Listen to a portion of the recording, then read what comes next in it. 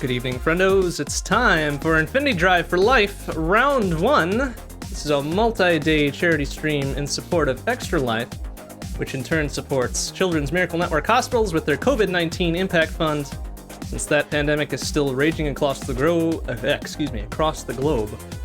It's particularly bad here in the United States for reasons that we don't really need to get into right now. Just know that it's really bad over here. This is a multi-day charity stream event. I'm Mr. Bond. I'll be playing some Assault Android Cactus all throughout these 3 days, tonight, Wednesday, and Friday.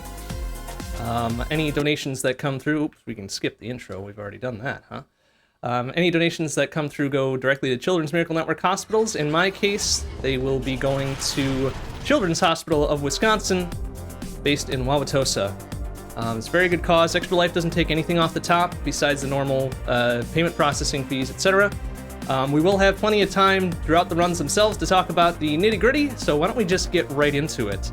We're going to start tonight with a run of Starch. I'm going to try to wear the colors of each android as we go along. So speaking of that, let's get Starch on the board here. There she is. Nice slate gray. Okay, so Assault Android Cactus is an indie twin-stick top-down-ish shooter released in 2015. It had a little bit of a bout in early access prior to that. Extremely fun game. I fell in love with it pretty much the first time I started with it. So we're going to be focusing on one of the main gameplay modes, the Infinity Drive. Spoiler alert, it is not actually infinite.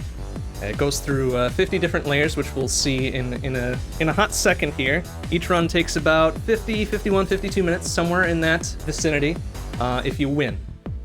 But it's a very difficult mode, and winning is not guaranteed, even for somebody like me who has been playing this for years and years and years. So we'll be starting with Starch tonight. We'll get to 2 other runs as well, using Holly and Cactus later on. But for now, we're just gonna start with Starch. Let's go. So the real top view basics of Assault Android Cactus, at least as far as lore is concerned. There's a long-haul deep space freighter got taken over by its robot crew, and you, playing the role as one of the assault androids, is tasked to figure out what's going on and stop the robot uprising. Pretty simple, right? At least in the main campaign mode, which we won't be playing tonight or Wednesday or Friday. There's 25 discrete levels, including 5.5 bosses and a nice big old boss rush-ish return fights at the very end. But the mode we're going to be playing all throughout the event is Infinity Drive. Instead of discrete levels, which are 1.5, 2 minutes, 3, maybe 3 minutes at most at a time, this is a large, very long, very demanding endurance and marathon challenge. We go through discrete layers. If you just saw, we transferred from layer 2 to layer 3, up to 50 of them. 50 is the maximum layer that we hope to reach, and that will be considered a victory. As far as how that concerns the event tonight, we're going to be playing at least 9 Infinity Drives, 1 with each playable character. There are 9 playable characters. So you get to see the full gamut of what's going on here. I'm excited. I'm excited and honestly a little terrified because this is not an easy mode. Victory is not guaranteed regardless of who we use, but we will do our best regardless. Alongside the... drop chain there. Get to that later, I guess. Alongside the whole charity thing we got going with Extra Life, there's also a score guessing contest going on. You head over to play.infinitydrive4.life. Sign up for the contest. Unfortunately, the entries are closed for the first 3 runs for tonight. The basic gist is you can guess the results of each drive, and the top 2 scores will go home with a physical copy of Assault Android Cactus Plus for Switch.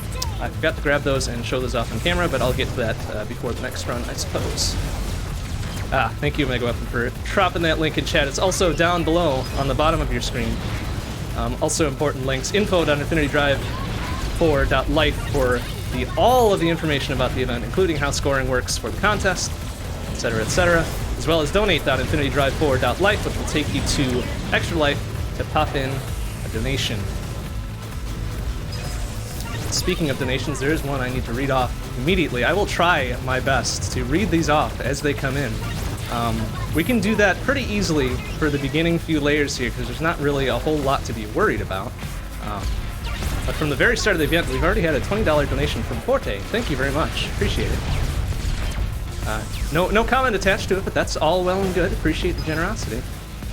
So alongside our score guessing contest we got going on, there's also the provision to extend this event beyond the 3 days we've got it for, Monday, Wednesday, Friday. If you look to the left-hand side of the screen, you'll see a number of point counters. We will be incrementing those as things happen. Well, maybe not as they happen, probably between runs, but we'll try to remember that they happen. And if we reach a certain number of points, we'll add another day to the event. And if we reach the new limit of those points afterwards, we'll add another day. And we'll keep doing that as long as those point counters go up. But for now, the first point threshold we have to reach is 200 points. And that's a pretty low point count. So I hope we can get to that. Because that means I play more Infinity Drive. And Infinity Drive is cool and fun and good for people of all ages. But the various things we can do to increase those points, the most direct and probably most important way to increase those points is to donate. Every dollar is 1 point towards extending the event. I'm really looking forward to it, so please donate if you can. Besides that, though, there are various in-game things that will happen that will count towards the point total. Every down I take, which we haven't taken one yet, which is nice. I'm sure I'm about to take one because I just said something about it. But every down I take will add a point. Every time we fight sort of a secret boss about 2/3 of the way through the run, well, maybe not 2/3, maybe closer to 2/3. Every time we see him, we'll increment by 5 points. Every time we do a special kill on one of the later run bosses, we'll add 10 points. And every time we win a run, which is certainly not guaranteed, but I'm looking forward to doing it nonetheless, we'll add 20 points. Besides in-game things, we'll also add points for various things that happen on the stream, so if you'd like to give a follow, I'd appreciate that. Every new follow we add during the event will net us 5 extra points. Also, if you're of the mind to subscribe, any new subscriptions we get during the event will add a whopping 20 points. As well as throwing any bits my way, we'll add a point for every 100 bits given during the event. So lots of ways. If you can't donate, I understand. That's perfectly fine. But lots of other ways to add to that point counter and extend the event even longer. Please and thank you. Anyways, more basic gameplay stuff. We are playing as Starch, just one of 9 of the potential android characters we can use. She has a deadly laser as her primary weapon, which you'll be seeing a whole bunch of, and little auto-targeting micro-missiles as her secondary weapon. Each character has their own different primary and secondaries. As a whole, Starch is one of, well, I don't want to say easier, necessarily, because this is already an extremely difficult game, an extremely difficult mode. But she's one of the more consistent characters to play, both in campaign and Infinity Drive, because her weapons are quite versatile. Starch excels at close range because her primary laser does way more damage when you're right up in the robot's faces there. And then her micro-missiles, secondary, auto-target, and they have a pretty decent range on them and do a fair amount of damage. So a goodly amount of weaponry at your disposal with Starch. Because each character has their own kind of unique weapon set, it means it's harder or easier to play on any given mode in this awesome game. But we'll be doing our best. My goodness, I am letting these batteries just flow here. Okay, that's fine. We'll talk about batteries in a second. It's one of the key mechanics of this game. But each character has their own kind of personality to them, besides having their own weapons. Starch is a little bit more off the wall. Perhaps not all there, but she gets the job done.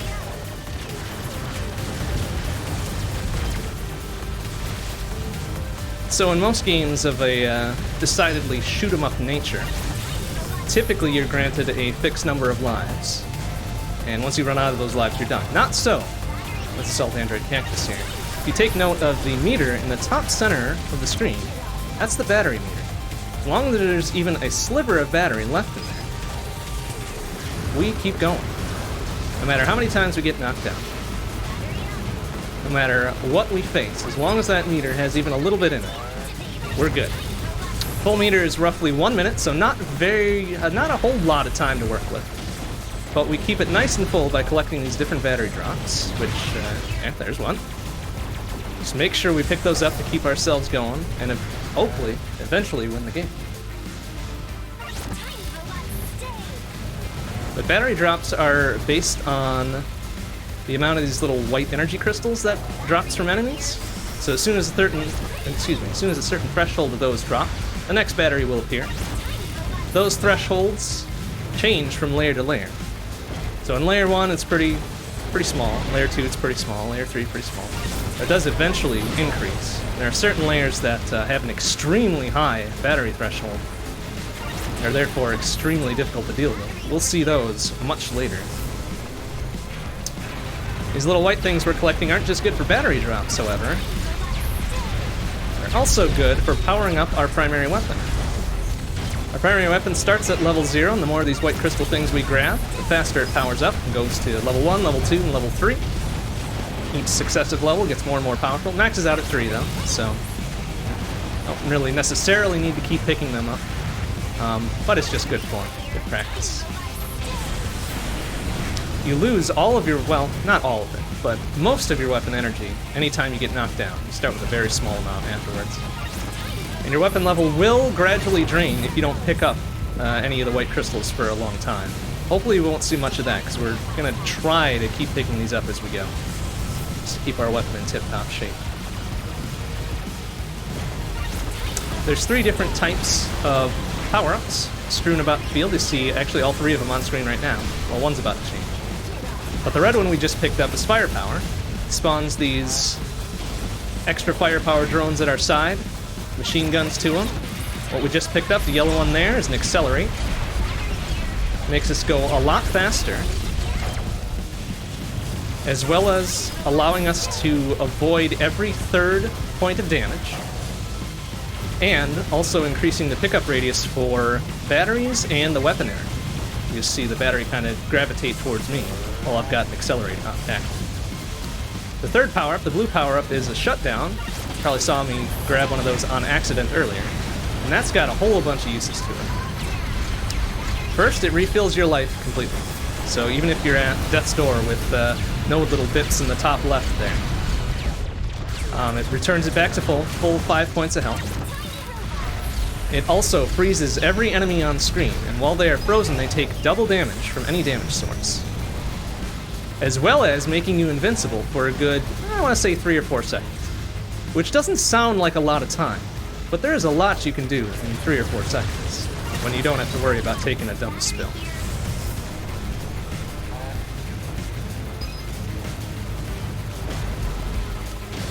So Infinity Drive being kind of a smorgasbord of everything that the game has to offer, we'll eventually be seeing every type of enemy that there is. We've seen just about all of them so far, with the rare exception or 2. We'll see the normal white and green walker enemies, those are kegs. The green ones will try to get close and smack you at melee range. The white ones will fire a successive 3 bullets, quite slowly, not very dangerous, not very difficult to avoid, but they can still catch you unawares if you're not ready for them. Those big canisters, one of which we just popped there, have either mines or tiny wasps in them. Wasps we've seen a whole bunch of already.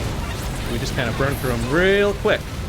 We don't get to hang out with them too much. These little round factory things, we've seen the red ones, those are vector factories. They shoot fish-shaped bullets at you, which try to lock onto your position and zoom into your face. Big boys here, called Titans, those red ones we just nuked real quick, were Blaster Titans. If we gave them enough time, they would shoot a wave of red energy at us, which is almost certainly an instant knockdown. Oh, here's boss 2. We haven't talked at all about bosses. This is how quick the early section of the run goes. We don't even have time for it. But this is boss number 2. This is Vespula. She is the boss of Zone 2 in the primary campaign mode. We'll do our best to put her back in her place here. as quickly as we can, because she is kind of painful to deal with. I'm gonna quiet down a bit and make sure I actually do the good thing here. As you can see in the boss phases, they're divided up into different waves along the bottom. That vitality meter down there. We're almost done with the second last wave. Boom. I'm just gonna nuke this last wave and say sayonara to Vespi. Hopefully soon. There we go. Bye, Vespi. Hardly knew you. That's Vespi. Also see a whole bunch of other different enemy types. These little tiny dog-looking dudes are called Fidos. They remind me of little toasters on legs. The blue ones will try to tether you and move you around, affect your movements. They are the worst, and I will hear no arguments otherwise. The big red ones will shoot a big cluster of missiles at us, which will eventually come down and target. You see the little red targeting reticles on the ground there. We will not, well, we will try not to be within range of those when they land. These little white floaters are called jets. There's also a variation of them, red ones, which are slightly faster, slightly more dangerous. There's also these turrets, like that one in the center we just nuked, that emit two different kinds of lasers, red lasers and blue lasers, which we'll see later on.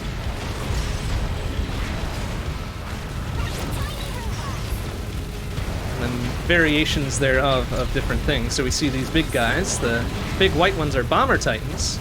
They huck two mines at us, which are almost certainly instant death if you get hit square in the face with one.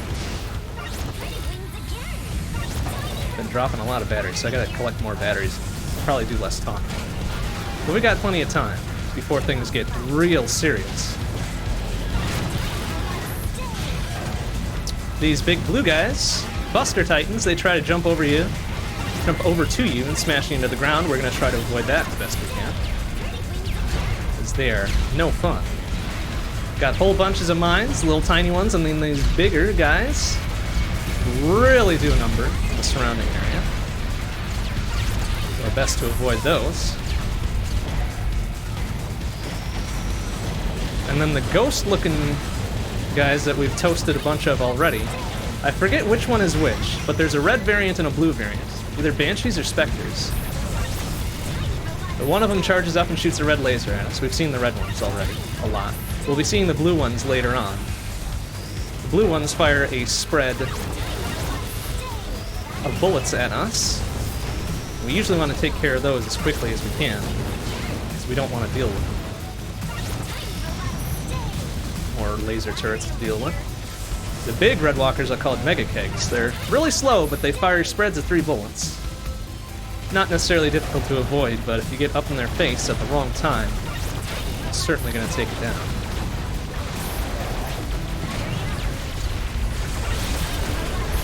So one thing you've probably been seeing me do a whole lot is doing this little flip around, which happens every time I switch from my primary to my secondary, and then back. And that's more important than just looking cool. Because whenever my character turns white, briefly white, I'm invincible. And you'll see that whenever I grab a blue shutdown power-up. You'll see that briefly when I get up from a knockdown. And you'll see that very, very briefly whenever I swap weapons. That's very key in getting through many dangerous situations when normally I should probably take a spill and hit the ground. You might see me do that kind of in a panicky nature, just to get through some things. You might see me charge into a big group of enemies, and then flop weapons to not take a stupid down. You'll see that all over the place. One of the key things to master to make sure you're doing good with this game. Now we're dealing with a lot of lasers, which is bad news. We did a poor job of managing those, but they are gone now, no longer threats.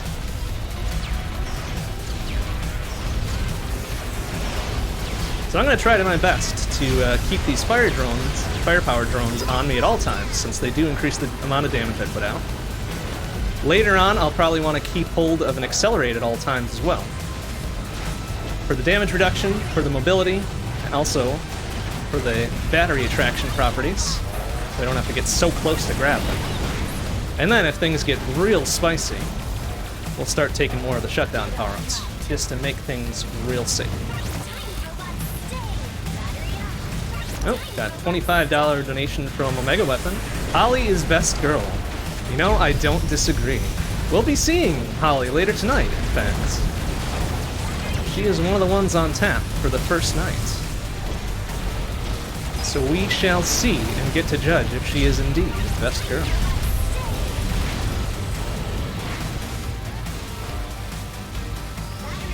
So to expand on the whole scoring contest going on tonight, to win one of the physical Switch copies, Assault Android Cactus Plus. The entries are closed for the 3 runs for tonight, so it wouldn't really be fair if I let you put in entries for runs in progress. But if you guess the outcomes of the various runs tonight and do it in such a fashion, you'll earn points.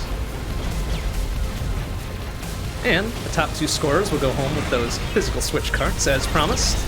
Well, maybe go home is the wrong word. You'll receive them. You'll receive them at some point.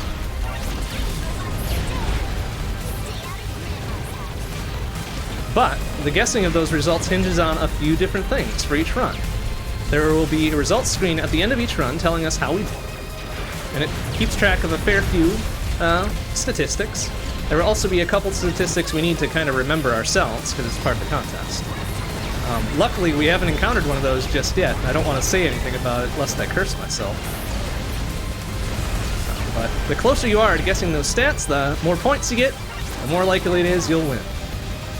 Head on over to play.infinitydrive4.life to get a leg up on the runs for Wednesday night and Friday night. Those, of course, are open right now. But if you miss the ones for tonight, that's no big deal. You can still get in on the contest for the later nights. Nothing is set, of course.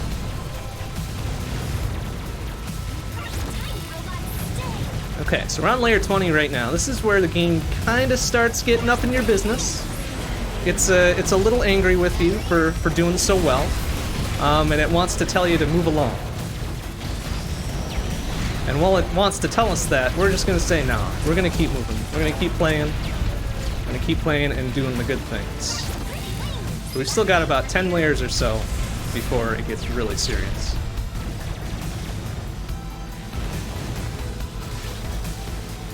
Oh, had another donation come in. $25 from Firetron.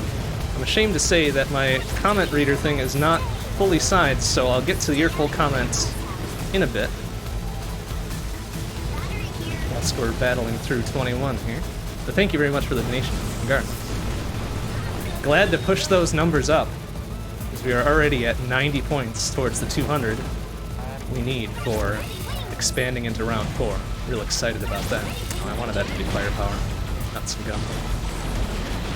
That's alright. Okay, so layer 21 is kind of a problem. Because as you see, there's a big circular conveyor belt trying to get in our way. And it's the worst, because anything that affects your movement is the worst. Except for Accelerate. Accelerate's good. But anything that affects your movement in a way you do not control is the worst. It can be a big old problem. Okay, so good. We're up to 22. Conveyor belt is gone for now. I'm sure it'll be back later. Ooh, we almost took a spill there, but we did drop chain, which is unfortunate. That was a solid 3,500 chain. Pretty good, pretty good.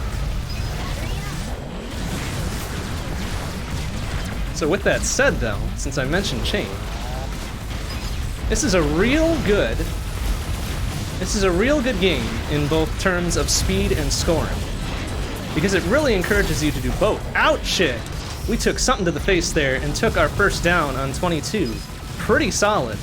Pretty solid work, considering I've been yapping my fool head off the entire night. But there you go. So for layer first down is one of the things involved in the scoring contest. We'll just have to remember that for later. But not bad. Most of my first downs are on single-digit layers. Well, there's the second one. That's kind of silly. Was being very sloppy. Okay, good. So we're on Justice at kind of an unfortunate part because we do not have maximum chain. So as I was trying to say earlier about chain. Oh, why are we not getting any? Oh, there. That's why. There's already 3 on the field. It's confused as to why that fence post didn't drop a power-up for us. get to that in a little bit. But here's the third boss. Here's Justice. He's a big boy. He's been eating his veggies and drinking his milk and getting lots of calcium. But we don't care very much for him, so we're gonna tell him to please move on, sir.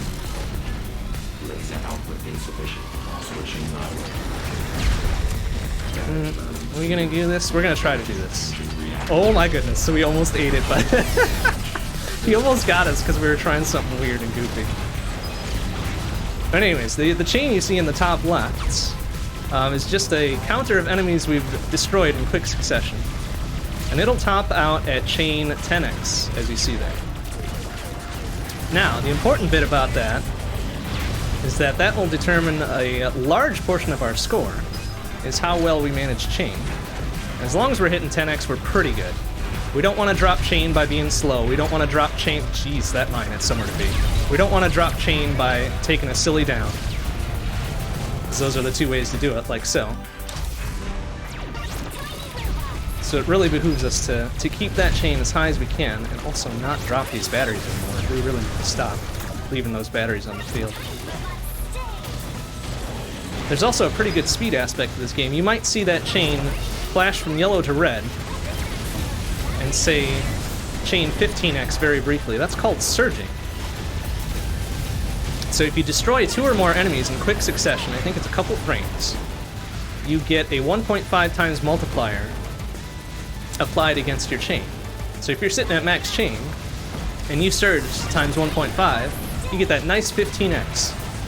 And that 15x applies to the base score of all of the enemies involved in the surge. So if you nuke like a good 3 or 4 enemies at once, you get that 15x applied to all of those enemies' base scores.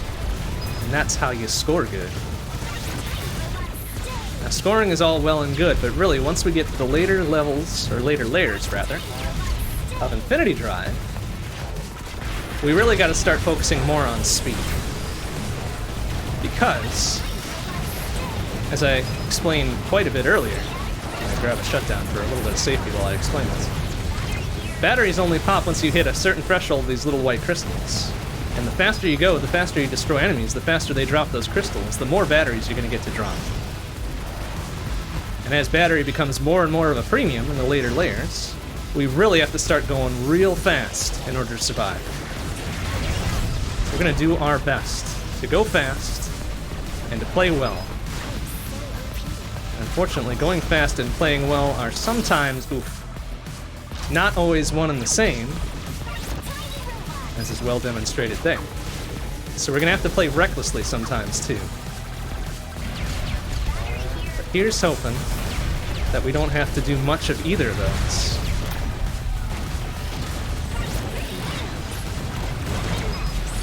Of course, we will do our best. We're at layer 25. We're halfway through the run in terms of layers, considering 50 is the final layer. But we are not halfway there in terms of enemies, or in terms of time, even. Because even though it might seem we blazed a pretty good trail through the first half here, the layers get longer and longer, more enemies, more deadly patterns, a lot of stuff to deal with. So even though we said layer 20 was the game kind of telling us to move right along, you're doing too well, we're only just barely getting to the point where the game is really serious with us, and will more firmly suggest that we stop doing so well. That usually happens around layer 30 or so, and then we gotta kind of concentrate on what we're doing. But until then, we got another 5-6 layers or so before that happens, so I can continue drawing about this. Boy, these blue doggos really trying to do something, and I don't like it. Do not like it at all. Oh boy, layer 26. Affectionately known as Casino Lair, because it looks like a gosh dang roulette wheel. Except with holes in it. And robots are trying to kill me. That's not good. It'd be a real bad casino if they had a wheel like this. But anyways, our good friend, the circular conveyor belt, is back. We don't like it, of course. We do our best to stay off it as much as we can. Always have an accelerate handy so we can maneuver ourselves. We will do our best. as always. That was a very not good shutdown to grab. Because the shutdowns freezing enemies in place may put them in a place that's not very convenient to get to. Especially on a layer like this with the conveyor belt going on. Oh wow, that mine had a plane ticket. Destination my face. And they got there with plenty of time to spare. There's always one hero mine in every one of those cans. Oh, and right there. See, I got caught on the conveyor belt. I was trying to get away, but could barely move. My goodness, this has been a very poor layer 26. Good thing it's over. We say goodbye to the conveyor belt once again for now. Take a shutdown to nuke some of these bigger boys.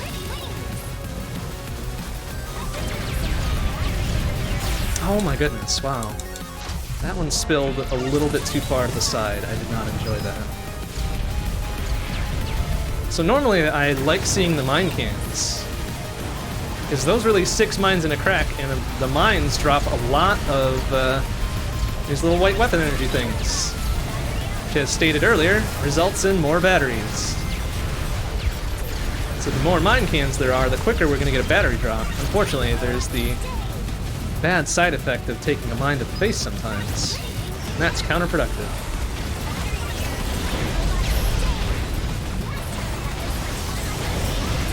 .28. Doing well, doing well. Oh, except I took a laser to the face there. Somebody had good aim. It's probably that guy there. He's no longer a problem.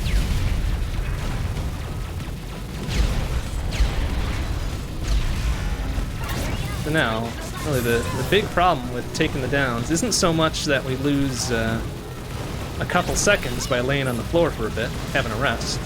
It's that we lose a great deal of our weapon power. Especially, oh my goodness, especially as we need that to burn through big and small enemies alike. Also slows down our ability to get batteries quickly, which will become very important very soon. It's always important, but it will be particularly important soon.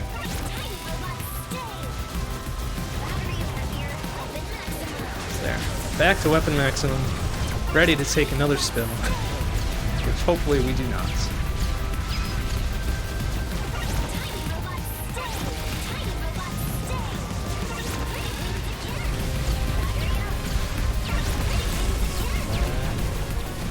Okay, this is better.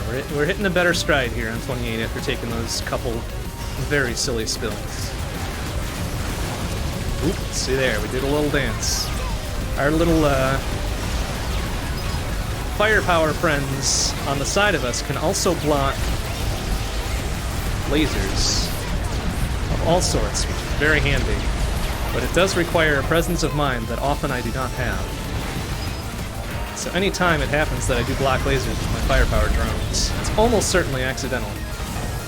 But hey, it looks cool regardless.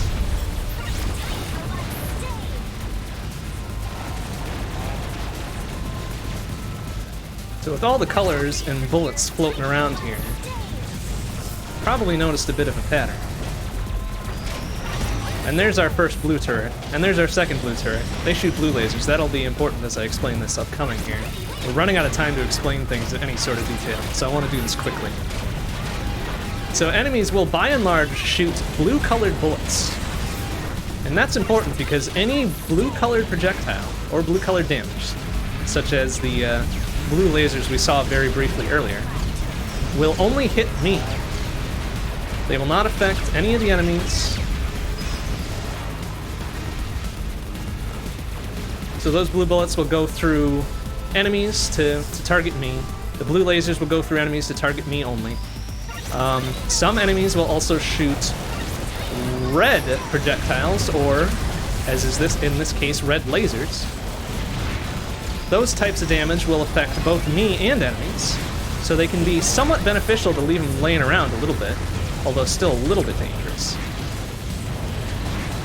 And that counts for both red lasers, explosions from mines and rockets, as well as the wave of energy that the blaster titans shoot out. Oh my goodness, that was very dangerous. So we'll see the mines will detonate with red explosions. Those can hit enemies as well. But they never seem to do as much damage to them as they do to me, which is, of course, perfect. Oh my goodness, that mine. Frequent flyer mines. And then I, as the player character, will always shoot yellow projectiles. So Starch's laser is yellow. The rockets will only do yellow damage, meaning that those will only hit enemies. So if, for some reason... Jeez, these dudes are really trying. Excuse me.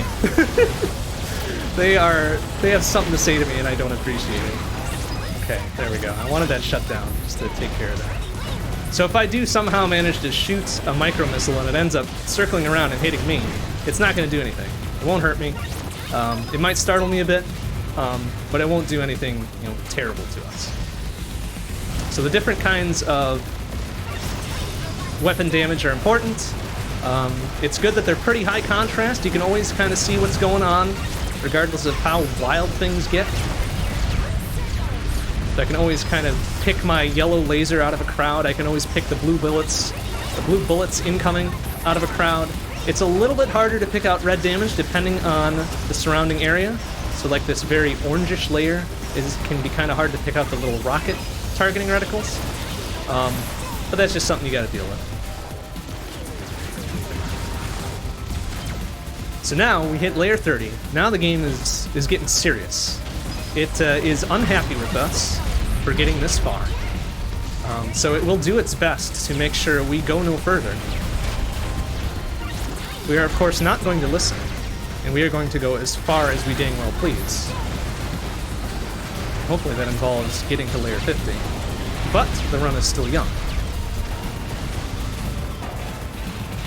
But it's really at this point where the battery thresholds get to be a bit dicey, and we will have to go faster and faster in order to make those batteries drop.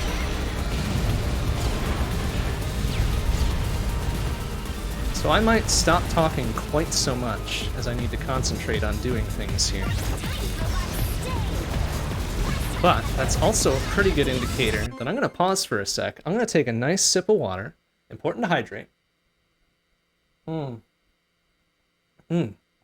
Very important to hydrate. Because this is a marathon run through and through. This is not a sprint like the normal levels for 2.5 minutes, etc. But I will now have a chance to read Firetron's donation comment, because I do appreciate it very much. So from the $25 from before, from Firetron, always great to see you do these charity streams. Well, very good. Thank you very much for your generosity. We've also seen we've got a couple subscribers incoming, which is real good. Those, of course, will be worth 20 points each to get us to that 200-point threshold for an event extension. I will count that up at the end of the run, but it is nice to see those. Thank you very much. Oh my goodness, we are beset upon all sides here. So we're going to play it a little safe so we don't take a dumb spill. There we go. So that was extremely slow, but it was also safe. We didn't take a dumb down. Now on to 31. So 31 is kind of important that we keep our wits about us. And the explanation for that will be forthcoming. If you notice on the left-hand side of your screen the point counter for Embryo EX fights, our performance on layer 31 will determine whether or not we see Embryo EX. And Embryo EX is kind of a special boss. Only shows up in Infinity Drive if you meet certain restrictions. And also shows up as a boss in the Campaign Plus mode, which is the harder version of the normal campaign mode. But once we get to the part of this layer where we need to really focus down, I will explain how we will get to our boy Embryo EX. So you may have noticed as we were going along that the layer number on the bottom has been changing color. It is red right now, which is where we want it to always be. There's a lot of rockets, I don't like that. Oof. We always want it to be a red number. And the way to get it to be a red number is to play well. And by playing well, that means taking no downs and keeping that chain counter going, nice and strong. So it starts as a blue number. the blue layer number. So you might have noticed when we started at the very beginning at layer 1, it started blue. And then it eventually went to green, and then it eventually went to red. Oh my goodness. This is... Oh, we still took a spill because I couldn't get that shut down in time. Alright, well, that's important. So now we're back to blue. That means we need to bump it back up to green and then to red. And the only way to do that is by maintaining chain and not taking it down throughout an entire wave of enemies. So if we manage to do that on this wave, we will see that move to green. And then if we do that for the next subsequent wave, it will move back to red. Now, unfortunately, that was important. It was important to keep that red throughout the entirety of layer 31 in order to see Dark Embryo, which we will not be seeing. Unfortunate, because that would have earned us 10 more points towards the next day. And now the battery thresholds are getting real stodgy. So we gotta focus a little bit here. Also, probably start taking more accelerants so we don't have to be quite so close to the batteries when they drop. So now we're back to red layer, which is good. And that's important because the number of enemies for each wave, even though the spawns are fixed, as long as we have a red layer, there will be more of them. Which more enemies means more weapon energy, which means more batteries. So it is really important for us to keep on red layer, keep our chain intact, and keep destroying things as quickly as we can. Especially now that we've hit 30+. Because the game is now extremely unhappy with us. It wishes for us to not get to the end. But that's just not going to happen, is it?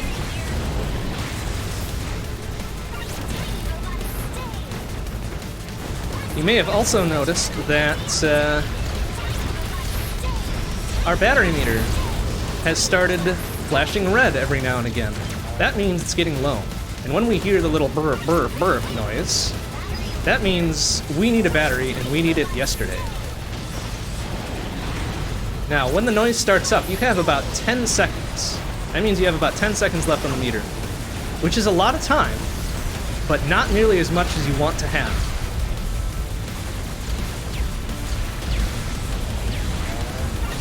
Ooh, that was a big set of power-ups that I don't know that I wanted. But that's okay. We will do our best. Do our best to overcome. We're doing okay here. We've got a nice solid red layer 33 going on.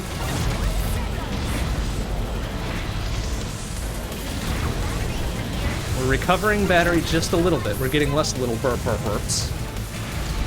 Oh, that guy almost got me. See, even with my little panic flip there, he almost nailed me. Kind of almost embarrassed by that. But alright, we're out of 33, into 34. Which is now still going to be a difficult pain in the butt. One other thing to note about the battery is that as long as there's one on the field that we haven't collected, any of the little white weapon energy that we would count, that we would pick up, that would count towards the next battery, is cut in half. So it's really good for us to pick up batteries very quickly after they spawn, so that any weapon energy we pick up to count for the next battery is counted for the full amount. Which is why you might see me, instead of very quickly destroying enemies, if there's a battery on the field, you might see me avoid them actively until we pick up the battery. Kinda like so.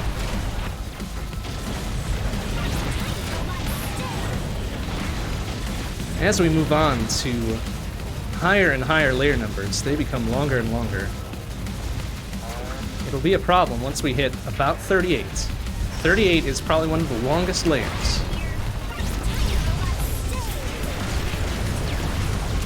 38 is also known as the layer of the curse. Because it's such a long layer, it can seem like there's no battery drops ever. It's often the layer that kills most runs. Or, if not 38 itself, then very shortly into 39. Because 38 took so dang long to drop a battery. But we'll get there in a few layers, I hope.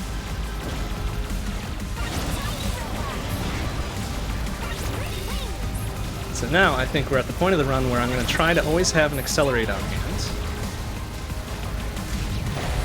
To make our battery collection a little bit easier, less fraught with danger. Oh, that's a lot of shutdowns to get. We didn't need those. That's unfortunate. There's something I should mention about power-ups, but I don't know if I'm in a good position to describe it before. Maybe if we get to a more chill spot of 35, I can talk about that. Woo, doggy. Excuse me. That was a bit dangerous, but now we're gonna have to start playing a little bit dangerously to make ends meet here. Oh, that was a double shutdown that we didn't need. But, thankfully, the invincibility we get from those blue shutdowns helped us survive that entire mine can being dumped on our face. So I guess win some, lose some.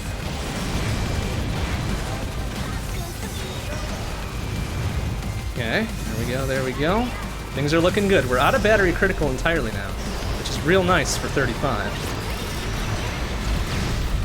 We might also leave some of these lasers alive to help us out, but that's extremely dangerous. I don't know that we're ready to live that dangerously.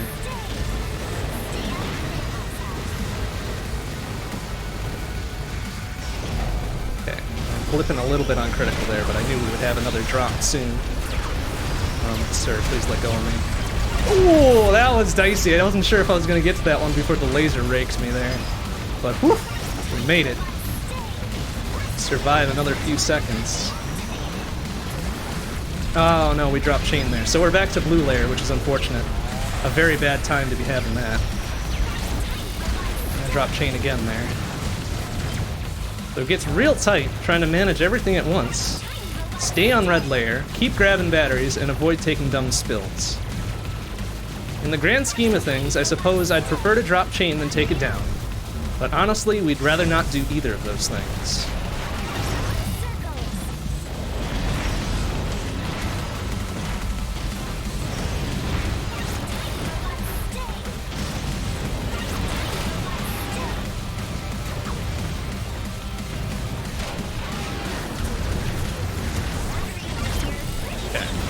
Pretty good battery grab. We didn't destroy too many things while it was out in the field. It's excellent.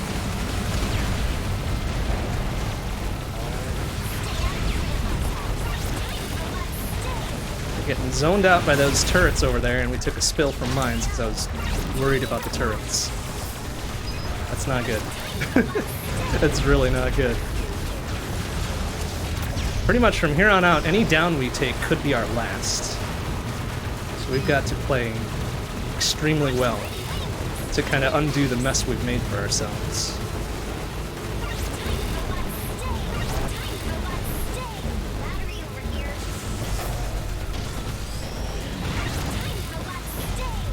Blue lasers we will never leave alive because they don't do us any good, considering their blue-type damage cannot hit anyone but us.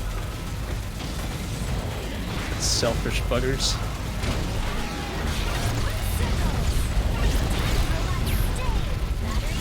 That's, it's getting dicier.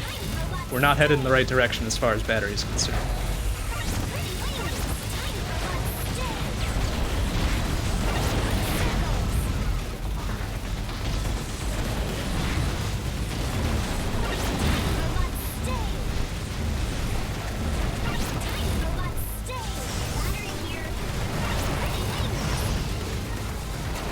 Especially at 37, we're getting to the point where a very poorly timed down here will certainly mean doom.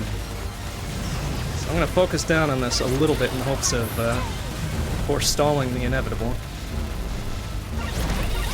Now we're into 38, layer of the curse, because of how long it is, and because of how high the battery threshold is. So we've got to do a lot to get another battery drop. And in order to do that successfully, we need to go fast.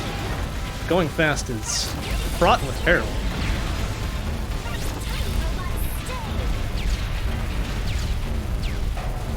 So right there, that's a very late battery to have.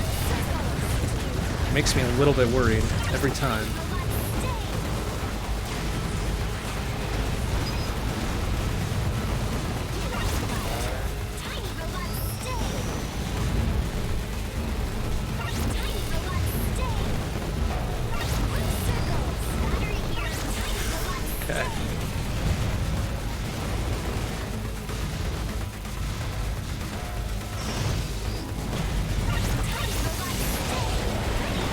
looking a little bit more dire with every passing moment.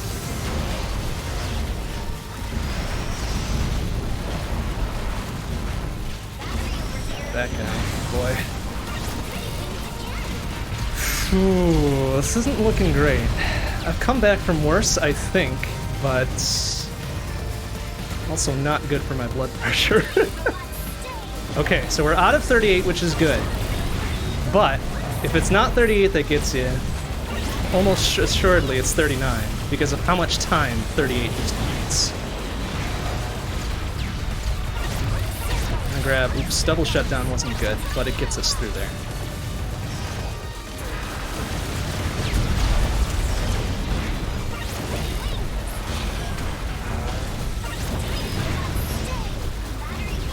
Okay. Kind of a late battery there, and it's not great. But kind of the saving grace of 39 is that once it ends, we hit the final 10 layers, and those are a treat unto themselves. If we get there, I will explain why. Okay, here's a situation where we probably want to leave those red lasers alive for a bit to do some work for us.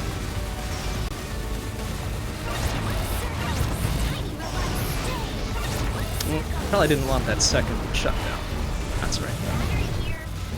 Okay, that was a much quicker battery. I like that.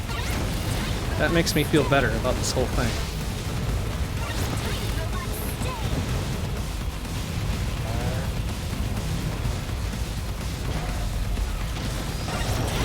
Still doesn't mean we're in the clear, of course.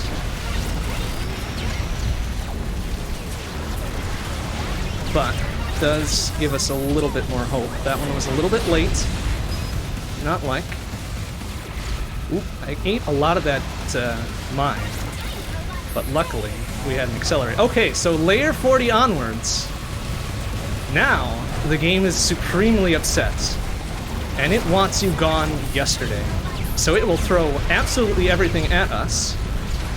Ooh, that was quite dangerous. That battery was very far away from us. It will throw absolutely everything it can at us to make us go away.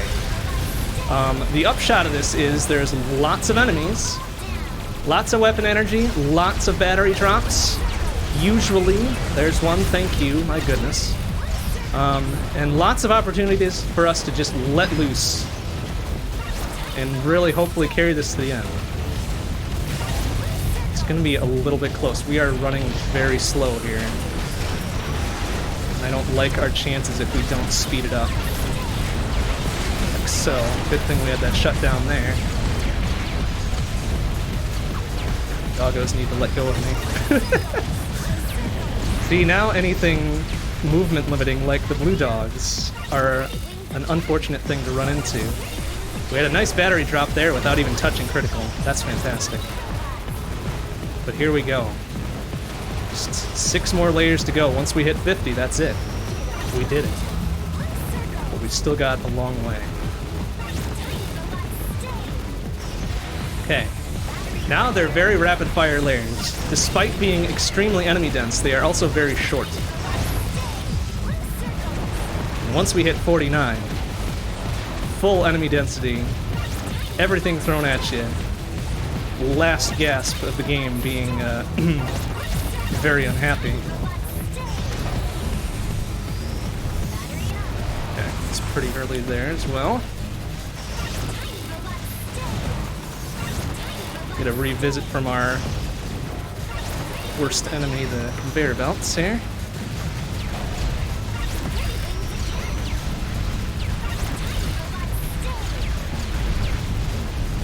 We're going to try to corral them to not get stuck behind that rotating wall either, because that can really be a problem. Now it's rotating the other way in a more rapid fashion. Although this one is nice and wide open, which is both good and bad depending on which character you have. For Starch, it's not that big a deal. She's got some good range. Okay, it's a pretty slow battery there. It's alright.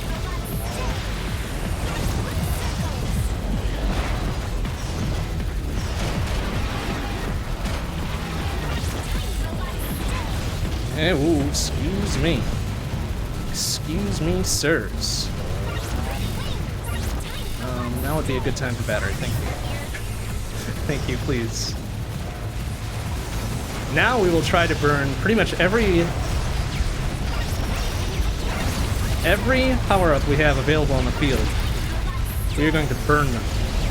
We're going to pop them like candy, because we need their benefits to make it through the last of this stuff here. Especially as we hit 49. Here we go. Let's burn. Now we're looking for well-placed shutdowns. We're looking to keep our firepower intact for DPS purposes. Wow, look at that bomb. Just sailed right over to us. We're looking to do some very, very dangerous flips. But now is the time. Now is the time the game is extremely unhappy and wants us to go away. But we are, as always, going to say no. For this is ours. This is our territory, and you are just borrowing it. And there we go. Are you not entertained? Incredible. That was very dicey. For a good stretch of the 30s, we were in bad position. But with the proper amount of play, or the proper skill of play, rather, at the very minimum, it can turn into a victory, and we win. Hooray! Hooray, hooray, that's good. That is good for us. We are at 1 victory on the eve. Our very first one. That's excellent. During that maelstrom, we did receive another donation from EI, $50. Keep doing what you do, Bond. Much love from your Milwaukee friends, 07. Thank you very much, EI. That puts us ever closer to 200 points. All right, so now we've got to tally up. We've got to tally up what we've got. We took 12 downs for 12 points. We did not see Embryo EX, unfortunately, so that remains at 0. We did not Surge Justice. We didn't get that 15x score against his base, so that's no 10 points for that. We did achieve a victory, so 20 points on the board for that. And now, for anything that happened during stream, I know we had... Okay, so we had 2 subscribers? 2 new subscribers? Hoodie31, thank you very much. And EI, thank you very much. So 2 new subscribers there. That's good for 40 points, 40 big ones. And I believe that does... Oh, no, we're just a little bit shy. Sorry, I spoke a little bit too soon. Oh, wait, no, I can math. Can't math on stream. Can never trust math on stream. I think we are sitting at 212 points. Excellent. Excellent, excellent. So, that means we have met the first point threshold for extending this sucker to the next day. So, we've now unlocked 3 more runs for next Monday, the 24th of August. And that also unlocks the next point threshold, Big 500. Big 500. Slightly higher, but I think we can make it. I think we can make it. We have until the end of the first bonus day to make it that far, by the way. So as long as we keep these kind of cycling up and over each other, we're good to go. But that's run 1. We are moving on to run 2. And for tonight, that means it's time for Holly. I'm going to dress the part, of course. So, we are going to ditch our Starch shirt for a nice Holly shirt. So if you are squeamish, please look away as I partially disrobe and then reapply a t-shirt directly to the chest. Yep.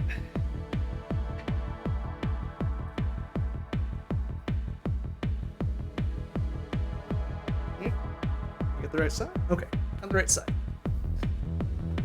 Woo! Okay, there we go. There we go, there we go, there we go. Alright.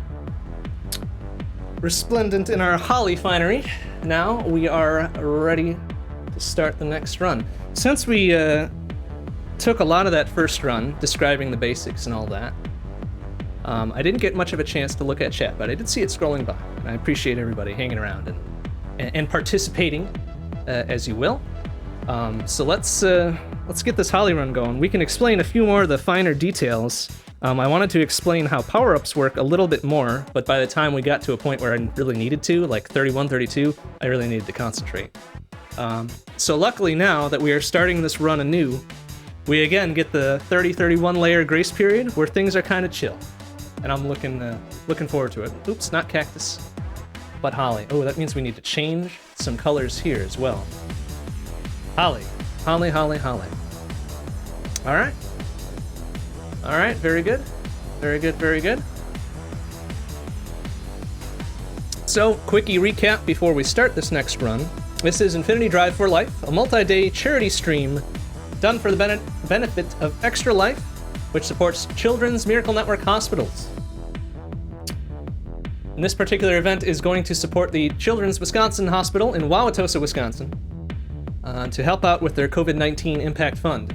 We're currently at $140. Thank you very much for all the donations thus far. I don't know if I want to play as Classic Holly or Morpheus Classic Holly. Let's go Classic Holly.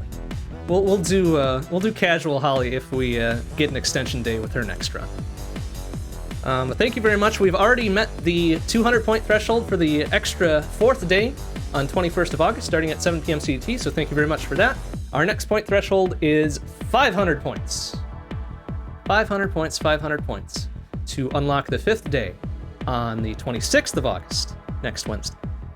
So that being said, let me stop jawing so much, or at least I can jaw while we play this next run. Let's get going with Holly. Get going with Holly. All right. So Holly's primary weapon is this little seeker gun. Homes in on the nearest enemies. And her secondary, which we'll use soon just to demonstrate once we get a big boy in here. Where is he? I know he's coming soon. Is a cannonball. A single shot cannonball. That you fire once and then it needs to recharge. It's a battery drop. Our first battery drop. Already in there too. There's a big boy. And there he goes. So that sucker does massive damage. And also tears through multiple enemies at a time. So you can do some really neat trick shots with that. If you line stuff up just so, or if you get lucky with enemy spawns and they land right on top of it or something. That's fun too. But we'll be doing our best to kind of manage that cannonball appropriately. It can be a little dicey. Just because it's a single shot affair and not a whole bunch of rockets like we were using with Starch. But anyways, now that we are at the beginning of another run, and we've got some time to talk without being in a super high stress situation, let's talk more about these power-ups. You'll see them pop out after destroying a whole bunch of enemies, and these are similarly tied to weapon energy that drops out of each enemy. Except their threshold for appearing is fixed, unlike the battery thresholds, which vary between layers. But there can only ever be 3 power-ups on the field at a time. Now that's not all bad. That's certainly not all bad. If another power-up would drop while there are already 3 on the field, it gets stored up. So that the next opportunity for a power-up to appear, say the next enemy kill, one will almost certainly appear pretty much instantaneously. So, right, I just picked up that firepower and another power-up just appeared to replace it, pretty much. And that's kind of one of our big strats here, is to really only take power-ups when we need them, so that we can build up a real good supply for the later layers. But honestly, I'm not patient enough to really use that strategy in full. So I'll almost always want to keep firepower handy. I might grab an accelerator too, just because. Because I really don't like just seeing them laying around. It's like, oh, what a waste. Even though they will come back and help us out a whole bunch. That's one of the main reasons why the final few layers are so hectic and cool. Is that if you're playing well enough to store up these power-ups for a darn long time, you can suddenly dip into that store of power-ups for the last few layers and have just a constant stream of goodies coming your way. That's why I like layer 40 through 50 so much. It's so wild, but if you play it right, it's great. It's super hectic and fun. The power-ups themselves are on a timer. You'll see them rotate through from red to yellow to blue and back to red whilst they are on the field every 5 seconds. And that kind of cycle still keeps going whether or not the power-ups are on the field, except it cycles through every 1 second when they're not on the field. So even though you can kind of gauge what power-ups will be what, or at least what next power-ups will happen based on the previous power-up that comes by, it cycles every 1 second, so it's a little bit harder to judge in time. We got lucky. That turret landed on the cannonball as it was sailing through. Just one of many trick shots hopefully will do. That guy almost got me because I was paying attention to other things to the north there.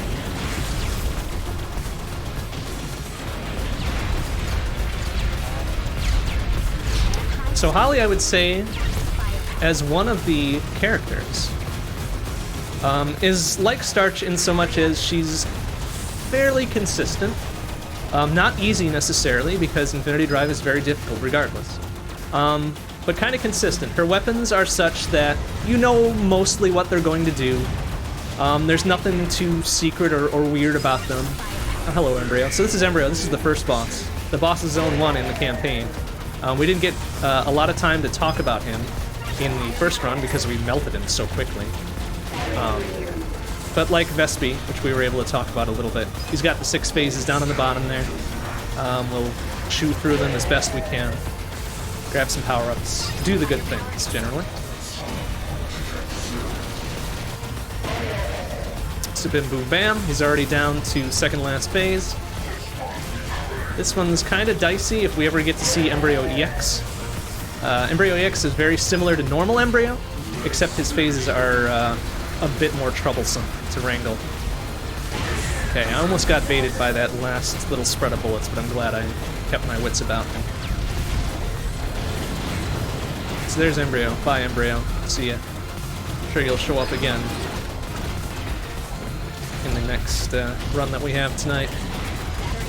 And hopefully we'll see the dark version of him, or the EX version of him, rather, in layer 32, if we do the good and don't take a stupid down like we did the Starch earlier. Here we are in layer 8. Game is still very friendly to us. We've got plenty of time to just meander about. Plenty of leeway to try some silly and aggressive strats if we need to. Just an overall chill experience. Compared to the very hectic and wild experience that is, you know, layers 35 onward. Like, really, 1 through 31 is nothing once you're used to the high blood pressure of 35 and beyond. Oh, nice. See, that guy just popped in. He got smoked by that cannonball right away. What a dude. Hopefully smoke all those guys. Did he get tagged by that before he jumped? He did. So rip that dude. Try to move around a little bit. And not leave these dudes behind walls. My goodness, that's such a poor thing to do there.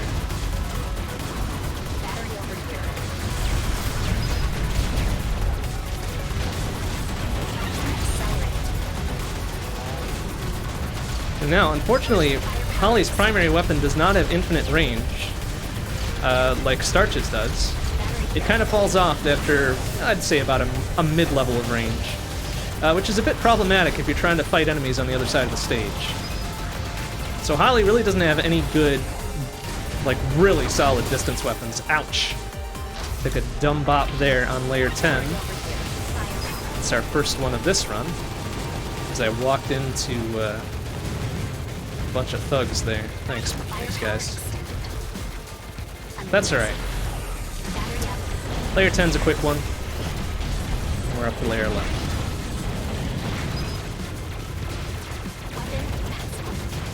Now we're back up to weapon max. Didn't take much.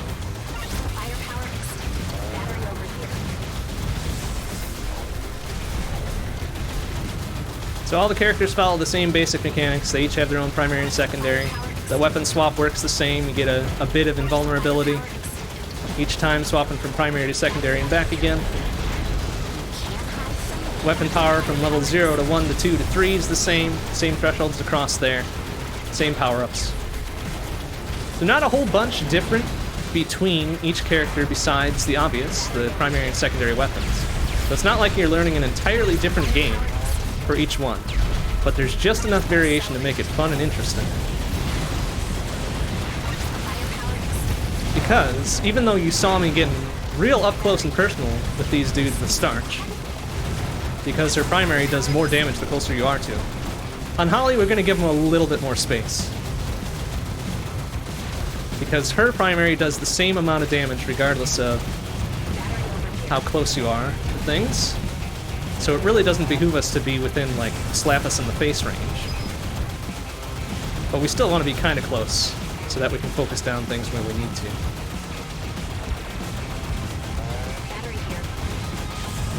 Luckily we don't need to aim quite as hard because of the homing properties of her primary weapon. But it is still good to get sort of close to where we want it. Do maximum damage. Get those batteries dropping at a good clip. Improve our chances of getting out of this alive. Try to trick shot that other dude. I think I got him. He's out of range. Yeah, we did get him. So that cannonball will tear through like a good 3 or 4 big dudes at full power. It's really good for laying the hurt when we need to. It does lose power the longer it flies, just very little bit. And it'll eventually just lose steam entirely and drop to the ground. So we're going to want to do our best to fire it at full... Nice, good trick shot there. We lured him into it. I want to do our best to fire it at full power as much as we can. To do maximum damage and shoot through as many of these dudes as we can. But sometimes we can whip it out not at full power and still do what we need to do with it. So an important bit about the secondary weapon that I don't think I was able to mention last time, oh please sir, thank you, is that every time I fire it off you'll see a little orange circle appear below me. That's the meter telling me when my secondary weapon is ready to go. You'll see 4 tick marks, 4 larger tick marks. I think there's 4 there. I don't know, I never really counted them. But as long as I have one section of that little partial circle ready to go, I can swap back to my secondary and fire it off again. It just won't be nearly as powerful. And that applies to every Android secondary. In Holly's case, since it's a one-shot, it's a little bit less finicky, or you have a little bit less control, rather, over how much you're using, since it's one and done, and then you gotta let it recharge at least a little bit. For Starch, I could have, and I did very often, not fire all the rockets at once, so that I still had a few left, so that if I needed to panic swap something... Oops, I lost my chain there because I didn't destroy something quickly enough. So if I needed to panic swap, I could still have a few left over to do so. With Holly, I mean, it's one and done, so you gotta wait a little bit regardless. So we have to be a little bit more careful with it if we get ourselves in a jam. And here's Vespi for the second time. Hello, Vespi. Please be nice like you were the first time. Vespi is a bit of a pain, regardless of who you're playing as. Because even though she looks all benign and whatever, she can pull some really gnarly moves on you. Like these wasp phases, the surging in and out, can catch you. Catch you really good.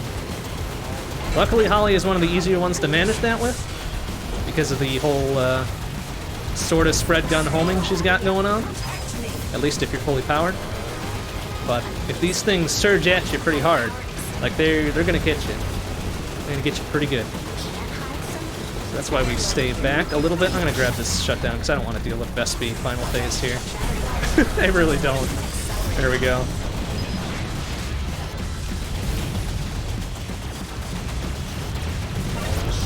I didn't really need that shutdown either, but it was kind of in my way, so we're gonna grab it.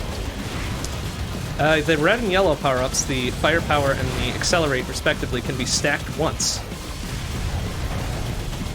So you get about 15 to 20 seconds of each on one pickup. You can stack it again for an extra 15 to 20 seconds on a second pickup. You kind of just got to play it by ear, though, as far as how long you've got these things left with you. I'm surprised I didn't take it down there. That rocket was right on. We must have panic swapped at the exact right time. So you kind of got to keep track in your own mind brain. Oh, nuts and gum. One of wasps tapped me there. Kind of got to keep track of what she got left for the different power-ups. So you're not wasting too many pickups at once.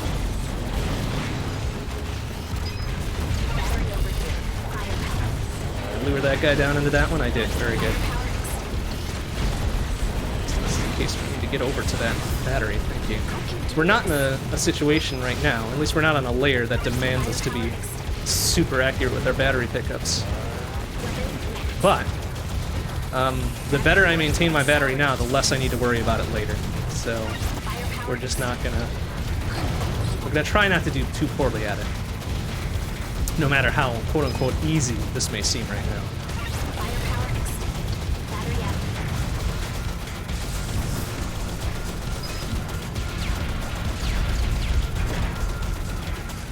Well, I'm gonna lose chain there because I took too long to swap the cannonball. Unfortunately, Holly's single target DPS isn't super good. Starch's laser was great. I mean, you get up in the face of anything and it melts in a couple seconds. Holly, it's a bit more of a, well, I need to prioritize targets to keep chain rolling so I don't drop down to a blue layer like we are at right now. So, speaking of blue layers and different layer colors, we are already advanced to green, which is nice. So since Infinity Drive is effectively the same enemy spawns throughout... Oh, what did I get hit by there? That was weird. It's the same enemy spawns throughout, from layer 1 to layer 49. However, with the more advanced layers, green and red, eventually once we get back there, it does spawn more enemies, and it can involve a few different enemy formations as well. So right now, since we're on blue layer 18, it'll be a different set of enemies than we would have encountered, say, on a red level 18, or red layer 18, rather, with Starch, which is, I believe, what we had. But that usually doesn't start mattering until later on the run, where battery drops become extremely important.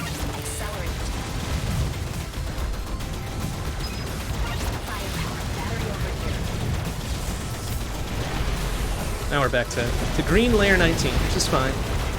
Another enemy wave disposed of without losing chain or taking it down.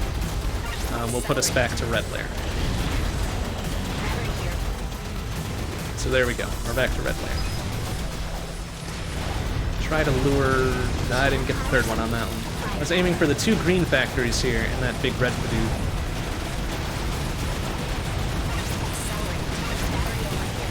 So I didn't get to talk too much about the different variations of enemies going on. We covered kind of the basic ones.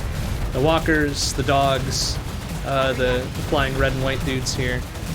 Those round circular factory dudes, the red ones we kind of talked about. Those are the vector factories. They send bullets directly at you once they spawn. The blue ones produce rings of blue bullets that disappear when you destroy the main factory. So you often see me targeting those first just to give us a little bit of room to breathe. The large green factories, the large circular dillabops, ouch, spawn the fish bullets that orbit around them, so they're called orbital factories. Oh my goodness, that's a little tight.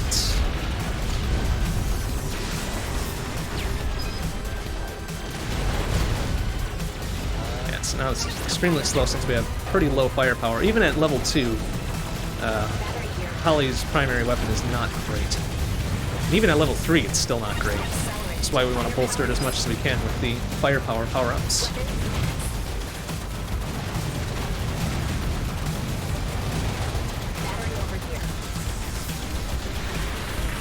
Alright. So the unfortunate bit about how the arena kind of morphs around is that when you're on a layer transition like we just did from 19 into 20, if there's a spot on the floor that turns into a hole, like these big holes here, and there's a power-up on it, that power-up is gone forever. It is not added back into the cycle of available power-ups. It's essentially wasted. So if you hear me say, "Aw, dang, I missed that one," or something, that's what I'm referring to. There are certain spots of the arena that will never morph like that, so leaving power-ups on those sections is perfectly fine. So this kind of secondary inner ring, this little solid bit here, is always safe, and then the furthest outside ring is always safe. It's always the exact middle, and this kind of middle part that turns into the conveyor belt that can be a little bit dicey. So if I'm smart enough to prioritize my firepower or my power-up pickups in general, I'll always try to grab them off this second ring or the very inner ring first.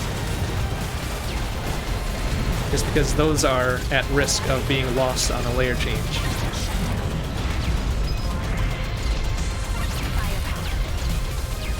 Usually I won't put my mind too much to it, because that takes a more brain power than I can usually spare at any given moment. But if it's like an easy grab or something, we'll do it. That's a pretty gnarly cannonball shot there. So like there, I knew it was on this section, so I wanted it off of there. And that way you can do a pretty decent job at manipulating power-up spawns to go where you want. Since once you build up a good enough cache of them, the next couple enemy destructions, at least if they are killed in an accessible area, will drop the next power-up. You'll also see me probably jump to the center real quick there so I could grab that power-up before it disappears. Before it would have disappeared from the layer transition there. So any segment that would morph into either a hole or a wall, like these little segments here, if your character is standing on them at the time of transition, they won't change until after you move off of them. Same thing for batteries. Batteries are one thing... Oh, nuts, I dropped chain there. Batteries are one thing that will always stop a part of the level from morphing into something unreachable. They will never disappear because of a hole or a wall being spawned in. Which is nice. It's like the one good concession they give you here. Nice shot. Got both of those guys.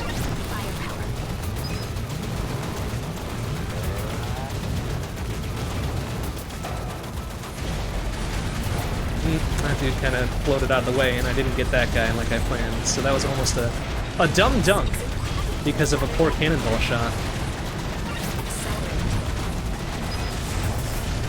Try to get all three of those. We're not going to get one of the Titans out of that. I'm going to take a dumb down. From a mine, I believe. Try to split the diff on those dudes? No, that dude caught the conveyor belt. Of course he did.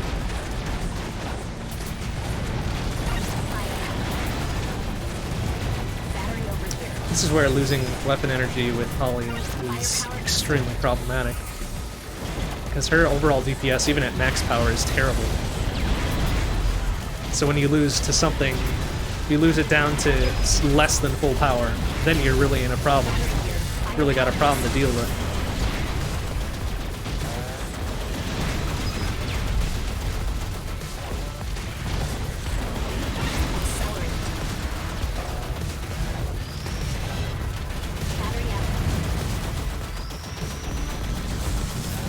Makes target prioritization all the more important. It's much easier to drop chain with Holly than it is with, say, Starch. It's also a reason why we might leave some of those lasers up longer than we normally would to help us out with some damage dealing. Here's Justice yet again. We're at max chain for this, so we're gonna try to surge Justice, because that's worth a dang good amount of points. Because if you remember from our description of surging earlier, you kill enemies within a very short time window of each other, you get that extra 1.5 times multiplier added to your 10x chain multiplier, giving it 15x of the base score of all the enemies involved in the surge. And since Justice's base score is several hundred thousand, you end up getting, oh, we're not going to get this time because I didn't line up properly. You end up getting multiple million for surging Justice. Fortunately, that was no-go that time, so no extra, how many points did I say? 10 points. No extra 10 points for Justice Surge this time.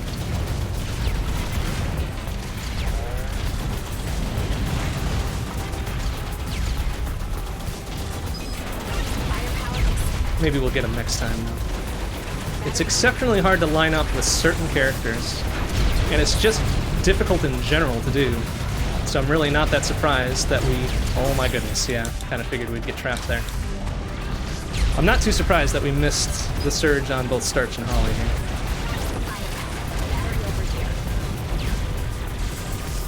And I don't know that our final run of the evening, Cactus, will be any better with it, given her weapon set. But, as always, we will do our best.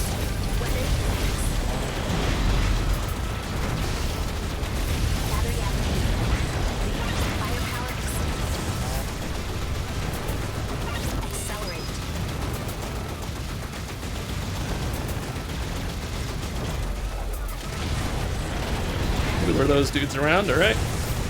Good, we got the big dude in both factories. Same thing there. Boom, boom, bam.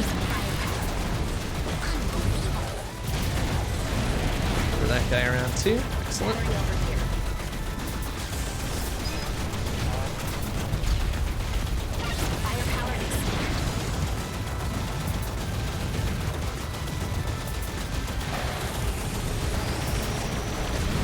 Ooh, are we gonna get the other turret on the other side? Oh, bam. Nice shot. That was pretty good. See, there's some real good trick shots you can manage with this. You got the good lineup. If you got the good lineup and you're able to kite him around in the proper position, it looks so cool, even if it is mostly accidental.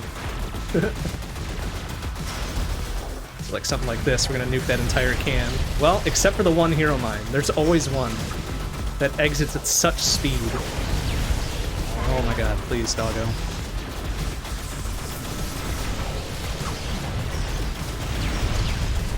Sometimes you just can't manage to get them all.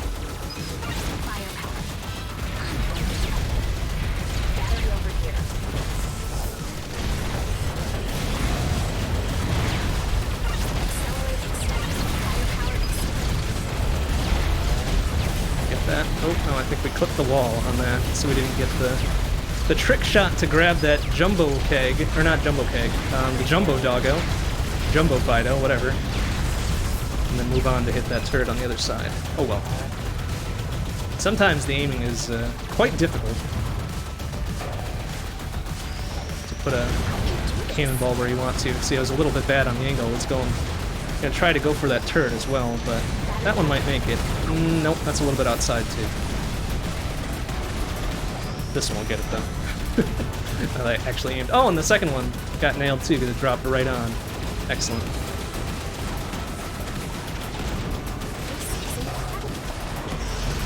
Ooh, can we nail that one? Not quite. Oh, but we got his buddy on the other side.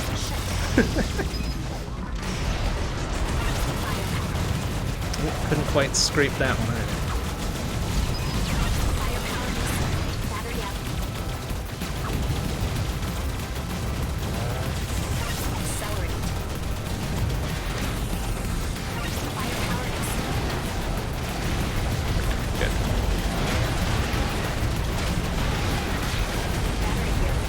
That dude down, very good. See the big blue titans, the Buster Titans, are kind of a pain to try to kite around. They'll always try to jump towards you if they are far enough away, but you're just barely fast enough to kind of walk circles around them and try to prevent them from trying to slam you into the ground. Sometimes it's a little finicky though, and their hitbox for their floor slam is just so gigantic sometimes.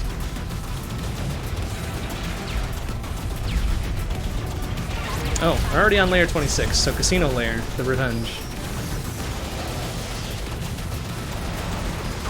Hopefully we're ready. We don't have... Oh wow, that was a panic swap if ever there was one. Ah! See, if I had the presence of mind, I had those firepower drones, I could have turned. I could have turned to block the laser with them. Oh my goodness. But I did not. It did not cross my mind quickly enough to do it. Also, this battery being on the conveyor belt is a problem. Because my goodness, that took a while to grab. And now we're in a very kind of precarious battery position for layer 27. So we already hit our first little blip of critical. before grabbing the next one. We already lost chain again there. So I did not focus fire enough. Oh boy. Oh my goodness. Excuse me, sirs. But I think we're better now. Grabbed a couple of those batteries really quick.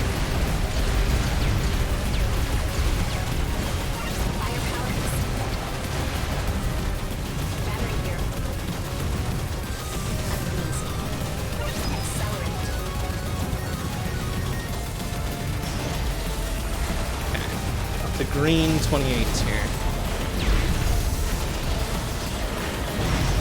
Which is good, but not as good as red 28s. Because, as you recall, red layers, more enemies, more weapon power drops, more battery drops. That's how it works out. That should nail that big mine there. Nice, good shot. Wasn't quick enough to get the turret on the other side.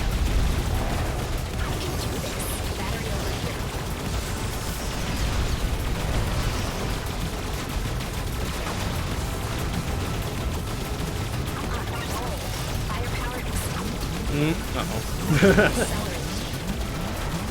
So I guess I haven't talked about too many of the other UI elements here, since that seems to be a pretty basic thing to need to know about. Up in the very top left, of course, is my little character portrait there for Holly. Directly to the right of that, those 5 little green squares, that's my life meter. Every hit that I take from a small bullet decreases 1. Every hit that I take from a fish bullet from one of the factories does 2 damage. Rockets and mines are almost certainly a one-hit KO for me, except if I have Accelerate, because that negates every 3rd point of damage.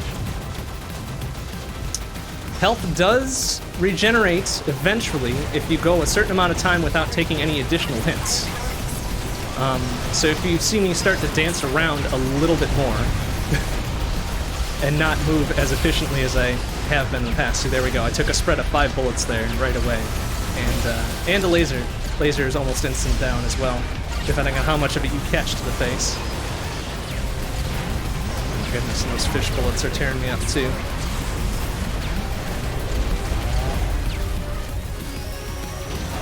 So mines and explosions from rockets and such are almost always instant downs.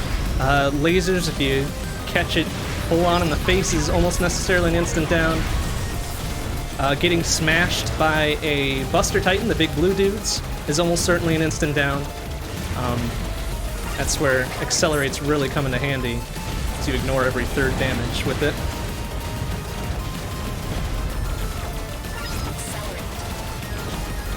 Oh god, not doing a very good job of maintaining chain. And I really need to do better because we're getting to the point where the game starts being a little stupid. Not stupid, but very, very demanding upon our skill, which unfortunately our skill is very fleeting sometimes. Oh my goodness, they are really trying to trap me in the corners of a circular room here.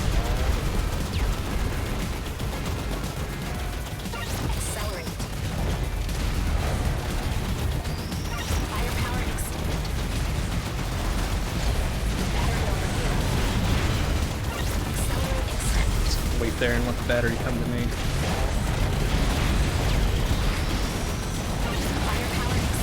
Alright, so we're gonna let that turret do some damage. We just barely clipped it with the cannonball there too, so that was as good as it could have gone on that shot. Alright, do that. I'm a little scared. I was a little scared of that enemy setup there. Normally I won't just take a shutdown out of the blue. Haha, get it because they're blue. But if I get scared of things, then I will definitely grab one.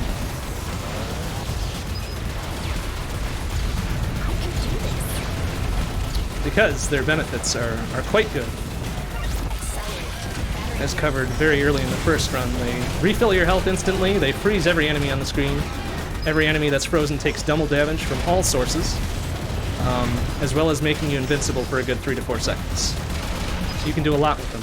I'm gonna try to nuke all 3 of those. Well, I got a different 3rd on that one. Very good then, sir.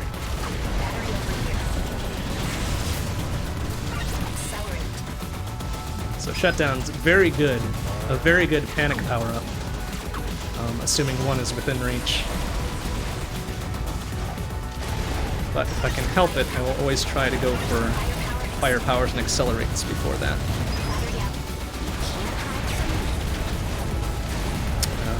Yeah, there was another one kind of in the rings there. Oh, wow, I got toasted by a well-placed rocket. Well done, whoever fired that one.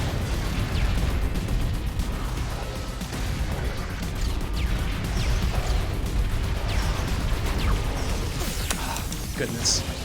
The doggo's grabbing me, messing with my steez. Alright, so blue layer 30 and we're hitting critical. That's not good. Extremely poor showing. Is that gonna toast that turret for us? No, just barely missed it.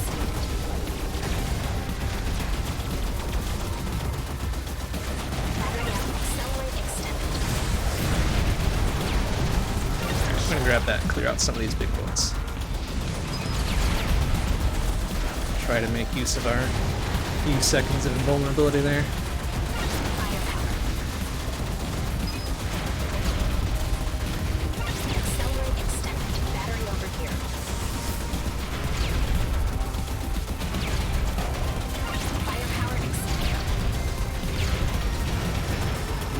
Okay.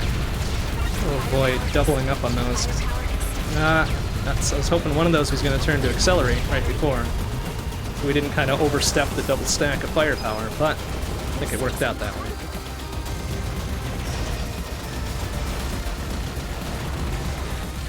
Try to split the diff on those two. Boom, bam, good. See, what's going to cause me to take a lot of downs is I'm gonna let my cannonball fly. Oh, good, split the uprights of those dudes. I'm gonna let the cannonball fly and then watch where it goes, and I'll probably run headlong into a laser or something.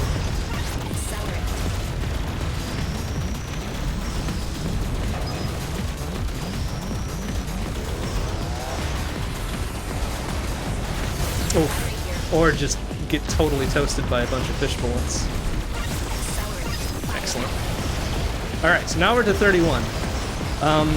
We are still okay for Dark Embryo, or Embryo EX rather, because the only condition we need to meet for 31 is that we have a red layer by the time we would have transitioned to 32. And the cutoff point for that is actually relatively easy to remember, because we run into an enemy wave that's very colloquially named the Titan Gank. It's pretty obvious because a whole mess of Titans just drop down. It's something like 8 at a time. So that's when you know when you have to be perfect. From that point on, as soon as the Titan Gank wave starts, until the transition point to layer 32, if you maintain chain and don't take downs, then you're guaranteed Embryo EX. I don't know where that blue factory is. I hope we get it. There it is. Okay. Yikes. So we're not to Titan Gank just yet. I believe it's the wave after this one.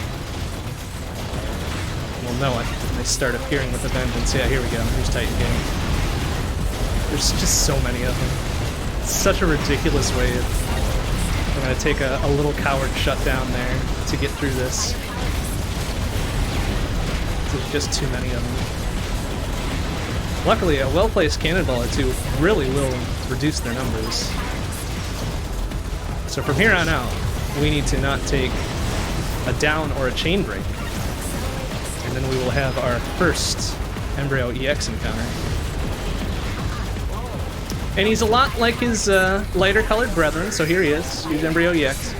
His patterns are tough.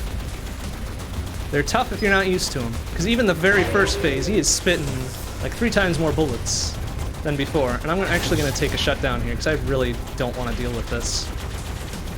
So it becomes quite nearly a proper bullet hell sometimes.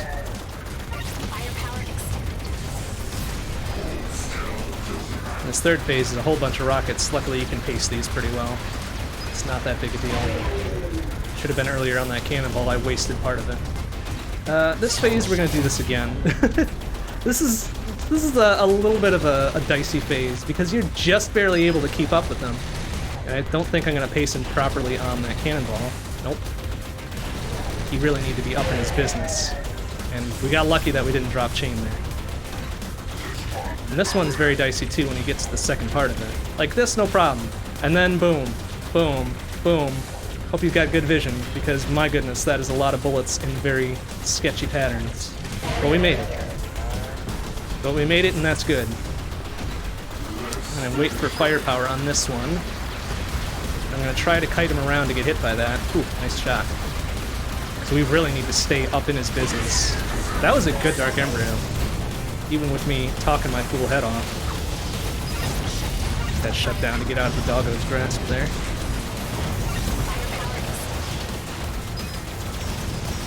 So there's an Embryo EX encounter. That's good for 5 points towards the next bonus day. I'll have to remember to take that up at run's end.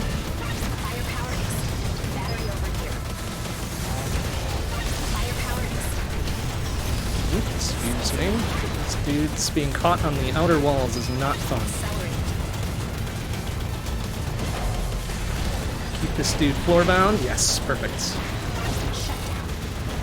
I rushed over him to him real quick so he wouldn't jump at me. Because when the big blue dudes, the Buster Titans, when they jump, they very briefly move their hitbox high enough that they won't get hit by something sailing under them. Although, I think Holly's Cannonball is kind of a special case where the hitbox on that is just barely large enough to graze them as they fly over. So if you see him jump and then immediately upon landing just melt, that means we pulled off that sort of thing. Which is always fun to see.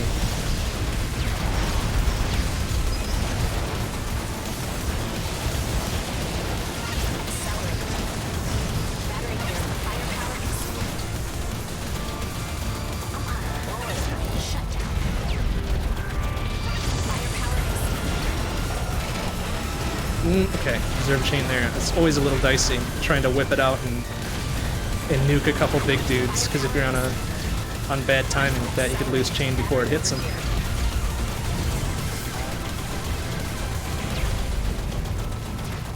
Luckily, we were on good timing there.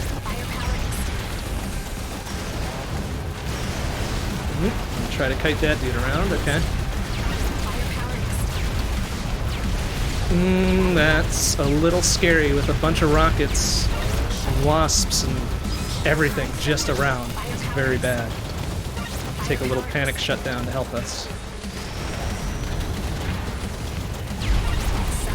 Ooh, didn't even see that big mine in there. That could have been very bad.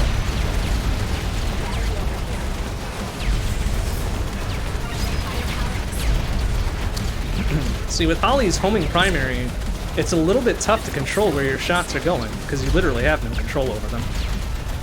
So trying to get through a tough spot where you don't want to destroy mines on either side of you is kind of a problem sometimes. Sometimes it's better to just let off the gas a little bit, let off the fire button and hope you can make it through, but then that risks dropping chain, which at this point is an ill-conceived idea. Oof. I saw those coming a bit too late. Unfortunate. We're getting to the point where extra downs are not gonna help us.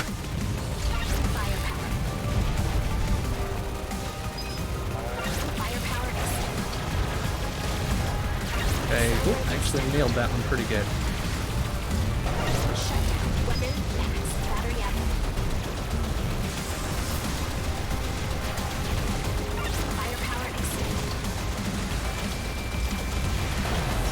I lost 2 power-ups there, that's not good.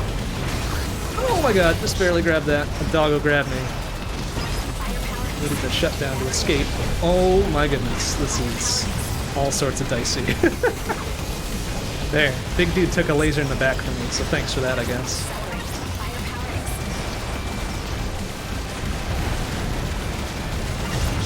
Take a panic shutdown there, because there's a lot of things going on in the center that I did not want any party to deal with.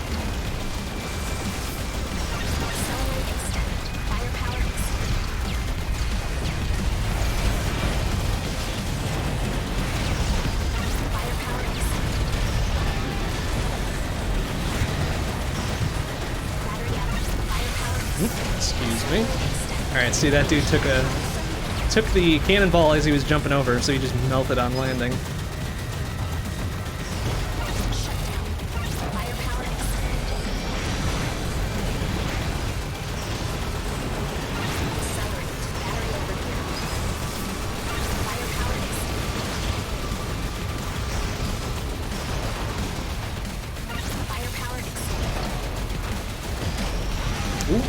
Got kind of lucky there. I was about to drop chain and something got blasted by something else, I think.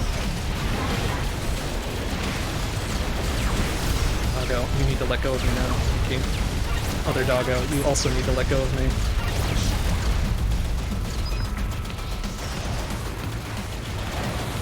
I don't know why that one disappeared. That must have been just on the hair edge of that transforming bit of the level. Very unfortunate. Ooh, that was a bit of a dicey dodge. Those laser hitboxes are a little bit larger than they look.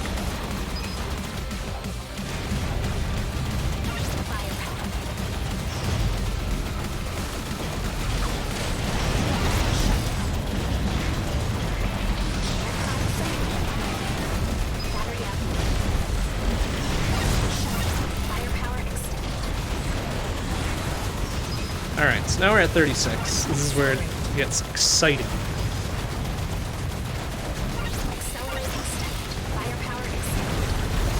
And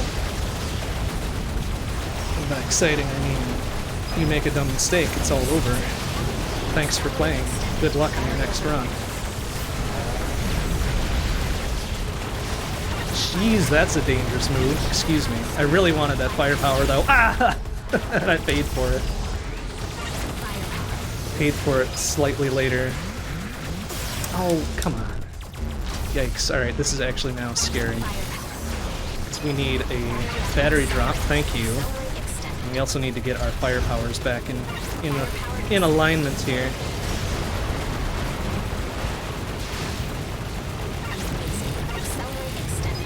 One interesting thing about the battery mechanic, I mean, it's interesting just on its face, but one extremely interesting thing is that it operates slightly differently as you get extremely low.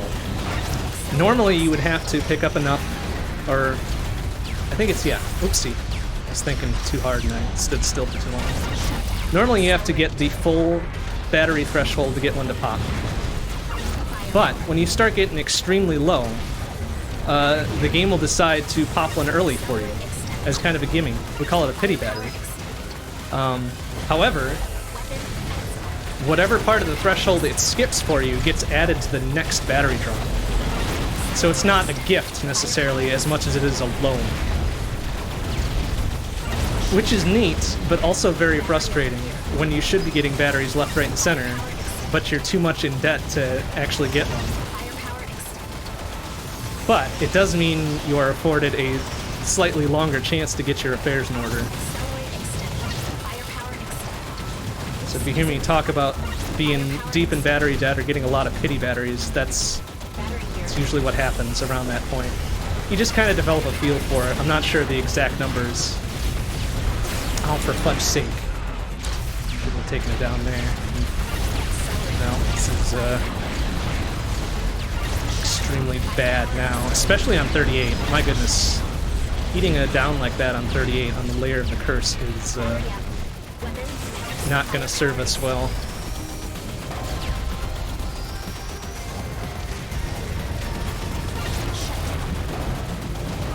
So we're going to have to fight really hard to actually make this work.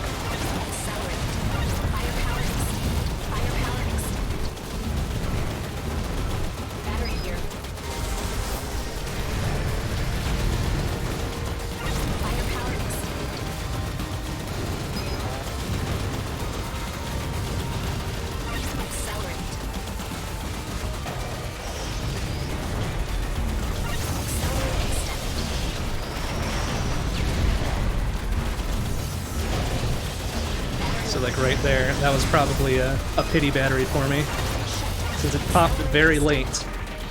Now we're gonna have to dig ourselves out of a smaller bit of hole before we even get close to the next one. That's gonna be really hard without a firepower by our side. Thank you.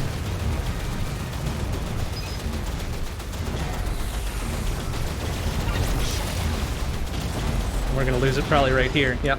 So that's how layer 38 can kill an otherwise kind of mediocre run. It just drains you so much of battery, and then 39 shows up and says, hey, welcome to the party, idiot. And then that's it. So unfortunate, but that means we get to hear the fun game over music, which is a good song in its own right. So let's tally up the things here. We got 18 more down, so that makes 30 total. We did see an Embryo EX, so there's that.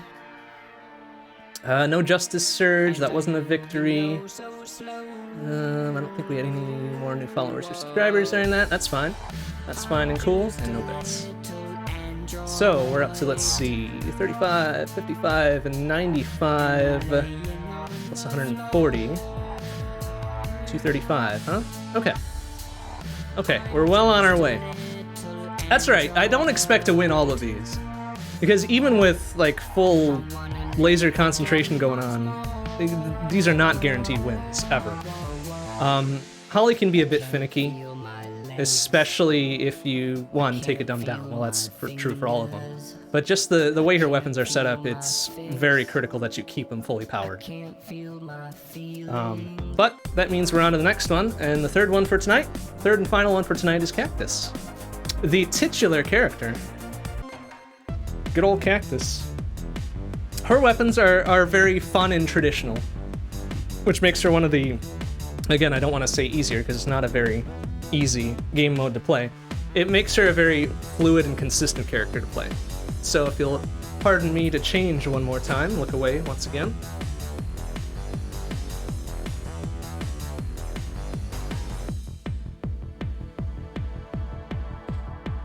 I'll get banned from Twitch for this. We get a nice little Cactus shirt.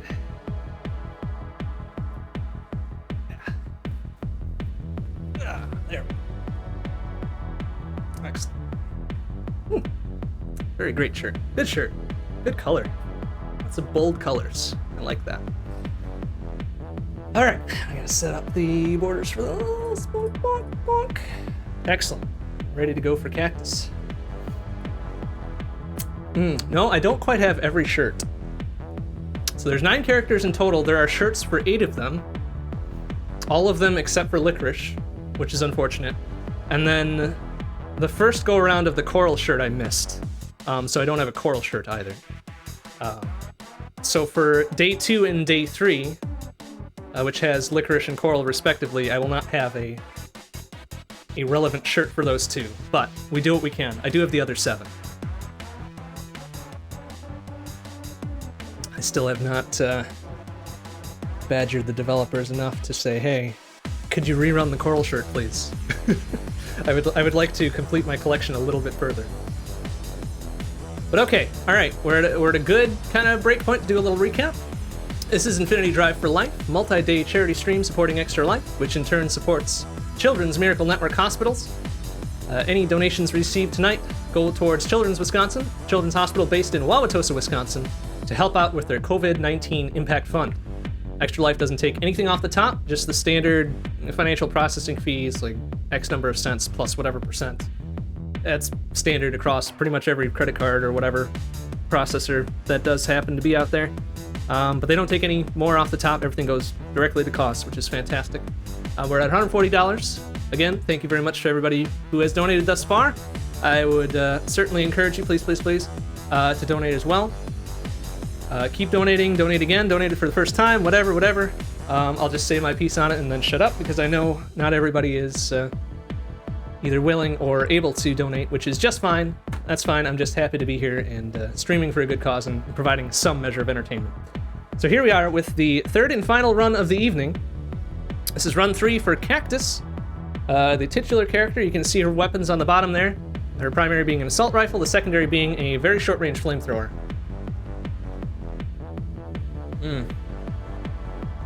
Which we will see do some major work for us. So again, since we're resetting back to layer 1, we will have plenty of time to flap our guns. So let's get in and do it. Let's get in and do it. Oops, I am not playing 1 player 2 controllers. That would be a disaster. Yeah. Let's go though. It's Cactus. Cactus, Cactus, Cactus. So, like every other character, the basic mechanics stay the same. Really only the material difference is the weapon, so the assault rifle, good, concentrated damage. Unlike Starch's laser from the very first run, the damage it does not fall off with distance. So it's as good from the muzzle of the gun as it is from afar.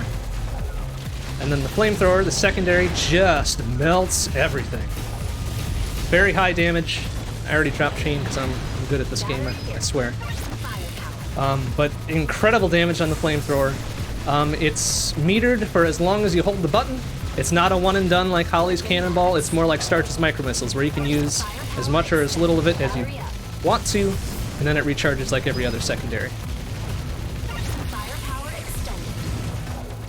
But it does serious damage. Melts through big dudes without much problem. Enough fuel in the tank for 3, maybe 4 big uns if you soften them up a bit beforehand.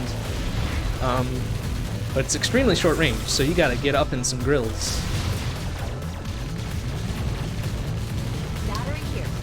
Thankfully, her primary, the assault rifle, when it's fully powered, does do incredible amounts of damage as well. If you focus it down on something, it's got a little bit wider of a hitbox than Starch's laser. It doesn't do quite as much overall DPS as the laser, as Starch's laser when it's fully powered, but it's pretty good regardless. Oh, excuse me, a little itch on the nose there. Don't need that bothering us later. It makes up for that by having much better damage at distance. Assuming, of course, you have the good aim. Which, occasionally I do have the good aim. But sometimes I do not. So, as stated earlier, Cactus is not necessarily an easy character to play, but she's very consistent. There's no real big tricks you can do with her. She doesn't have the kind of variability of Starch's secondary micro-missiles. She doesn't have the homing primary that Holly does. It's just very much a aim, pull trigger, and attempt to win situation with her.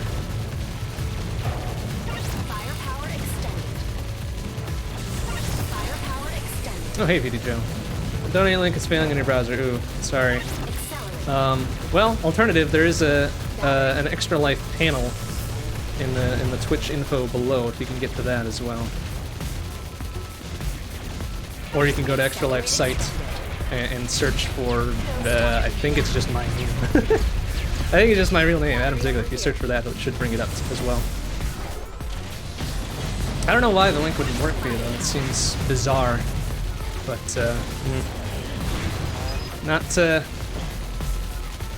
unfortunately not anything I can do about that at the current juncture. As we are into third run here.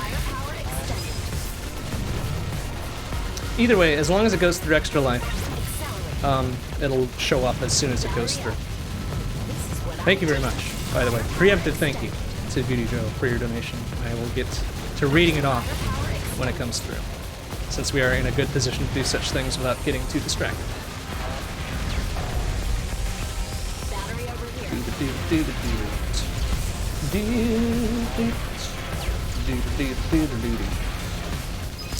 You know, it's... I'll qualify this a bit. It's a little unfortunate that I'm talking over this so much, because the soundtrack is just an absolute banger.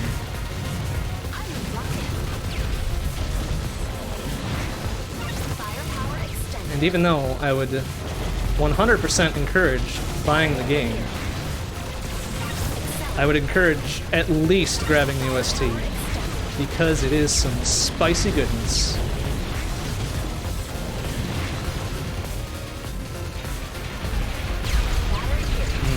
Layer 6 mines are always kind of tricky. They corner you on one of these little inner circle things. It's a problem. Luckily, we kept our wits about us that time and took no silly down on layer 6.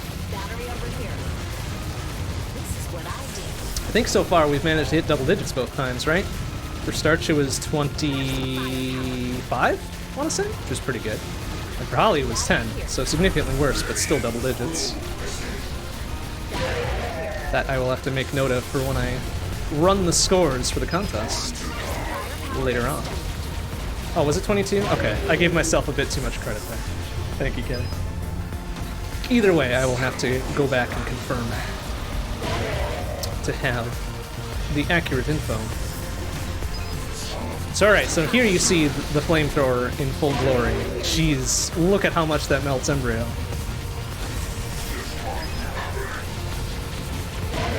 Like, get wrecked, Embryo. Thank you for trying. Way to show up for work. Took a good spread there. Made it through. Take the coward shutdown just in case.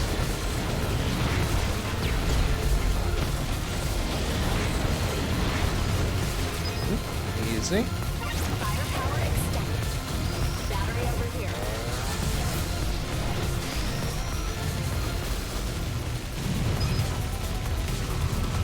I'm unstoppable. Burn down animation, the boss meter. Yeah, that's true. That's true. That's not something I mentioned because I didn't come to mind. But next time, next boss we get to on layer 15 for Vespi, the Revenge. And call that out again because it is a very cool little animation. Lots of little visual things that they do. The targeting reticles on the ground for the rockets getting closer together, the closer they are to landing. The little accelerating spin of the power-ups when they're about to change the next one. The rubber banding of the music as you're doing better and or worse. So many neat little things they got going on.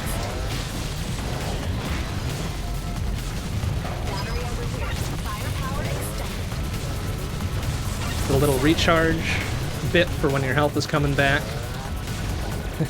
And the click as it gets stuffed when you take another damage when you shouldn't. Battery up. Firepower extended.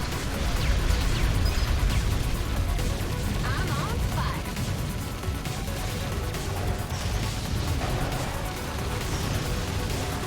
Yep, the white glow as a cue for invisibility is nice too. Firepower extended. I found that one's a little bit less useful. Just because it's not exactly stand out with everything that's going on. Battery up. So I found it easier just to get a feel as to how long your invincibility lasts. Because then otherwise it requires you looking exactly at your character to really recognize when that white field around you is present. Which, I mean, maybe that suits your playstyle. Maybe you can deal with that. I just can't.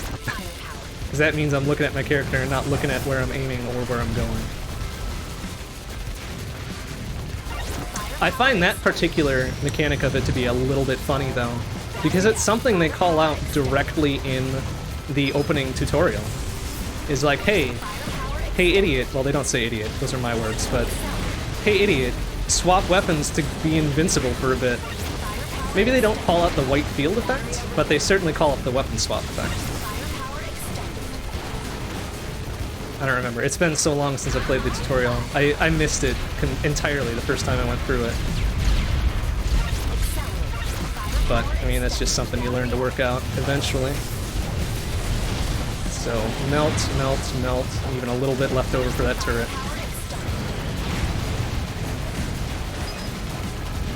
Firepower extended. Battery here.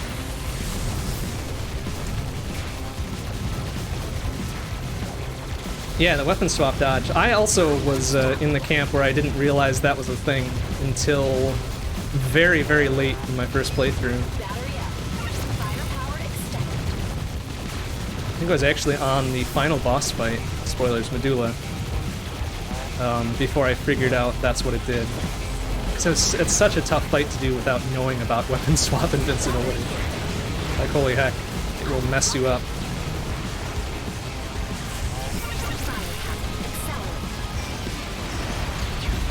Ooh, my goodness. That's a lot of bouncy mines. Excuse me. Physics needs to chill out.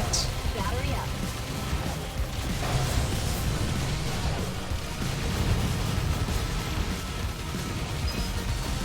Accelerate.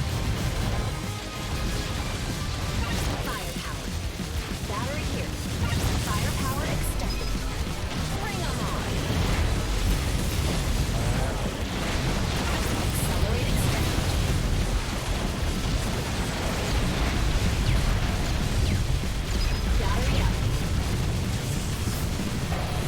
Okay, so we got kind of caught behind the wall there. That's all right. Accelerate extended. Accelerate extended. Firepower. Battery over here. Firepower extended. Cactus's primary has enough damage at range to really clean up even the tiny dudes. And the width of the fire screen is quite beneficial. You don't really realize it until you have to focus a big guy down at distance. Realize just how much more DPS Cactus has on her primary than Holly. These turrets don't even get a chance to fire before they melt. Great.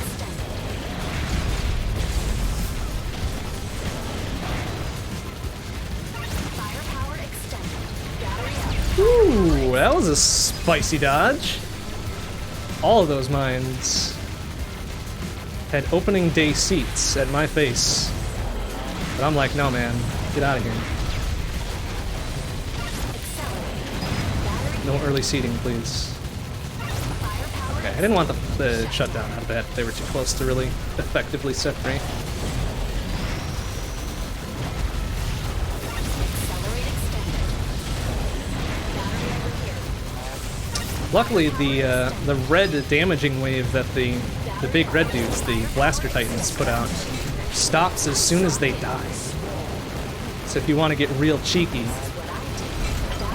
Oh wow, I get melted Vespi's first phase. If you want to get real cheeky with them, and second phase, you kind of just stand off to a little bit to the side, watch the wave roll by, and then torch them. It's super good. So luckily, Vespi with Cactus at full power is a pretty soft touch. Because the primary fire just melts her at distance, and then you close with the flamethrower, and it's just, that's enough, Vespi. Go away.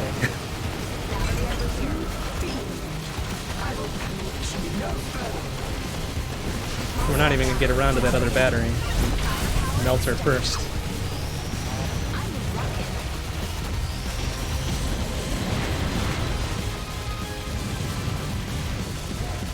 Casual 2000 combo. I mean, yeah, we're casual 25 hundo now. Vespi's real good for buffing that combo up real nice. I think you get a nice solid 8 hundo out of that. All the wasp phases really add up. This is what I do. Yeah, I'm not sure how much exactly it is, but with the 3 wasp phases, it's kind of wild. Firepower extended.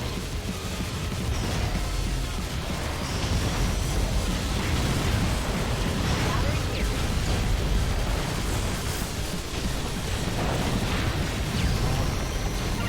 Excuse me.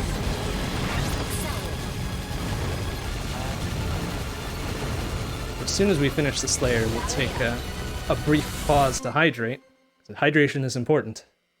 Don't want to be caught dehydrated.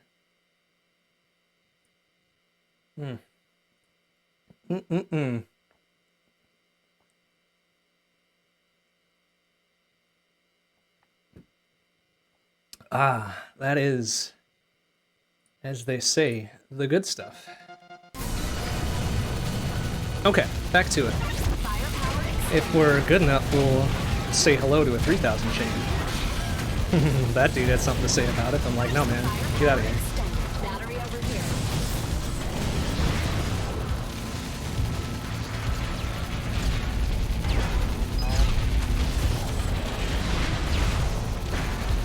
Firepower extended. Battery here. Accelerate. Firepower extended.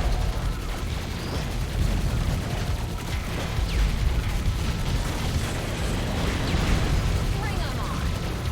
Battery Okay, oh, there's our 3000 chain. Very good. Very good, very good, very good. Firepower extended.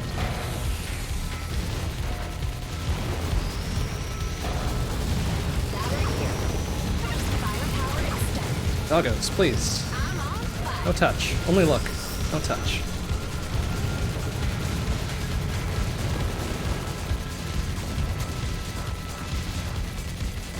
Battery up.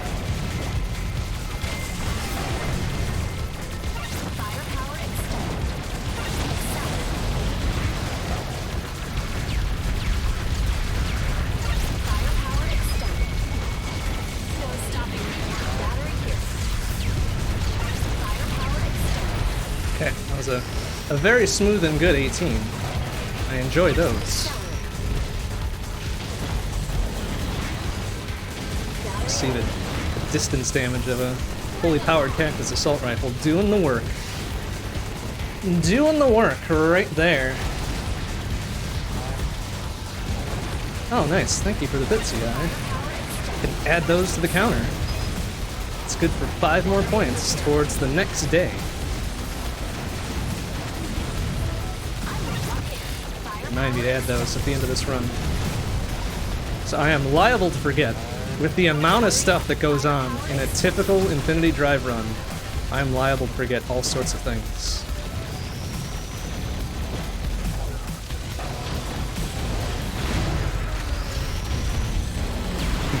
Chumpos. That never... Chumpos never fails to amuse me. I'm so grateful for its existence. It's such a good emote.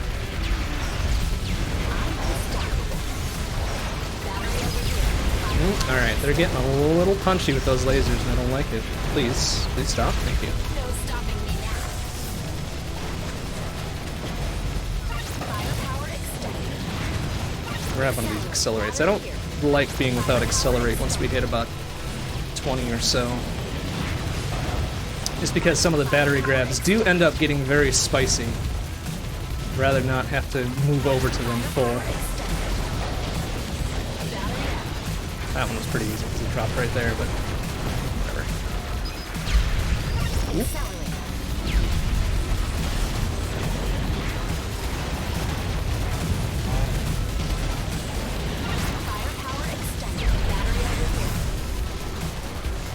So whilst we're in kind of a lull, kind of prepare anybody for the next set of runs that will happen on Wednesday, 19th of August at 7 p.m.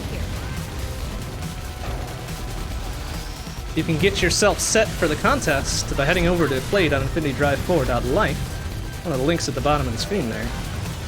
Get your guesses in for runs 4 through 6 and 7 through 9 if you are so inclined to do so. We're going to take this time to explain a little bit more about the scoring as well for that particular contest.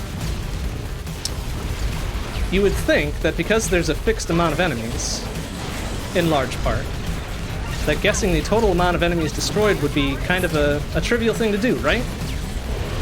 I mean, a winning run is a winning run. You're fighting more or less the same amount of enemies. That's true to an extent. However, you are not awarded with the credit for the kill if a damage source other than your own strikes the final blow.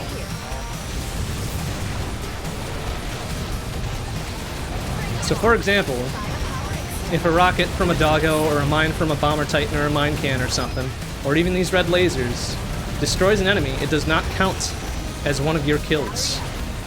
So that affects the total enemy kill count for the contest. Now there is a little bit of nuance to it as far as your chain is concerned. Because even if you don't get credit for the kill, if you do even the smallest bit of damage to that enemy before it dies, that still counts as a kill in so much as keeping your chain going.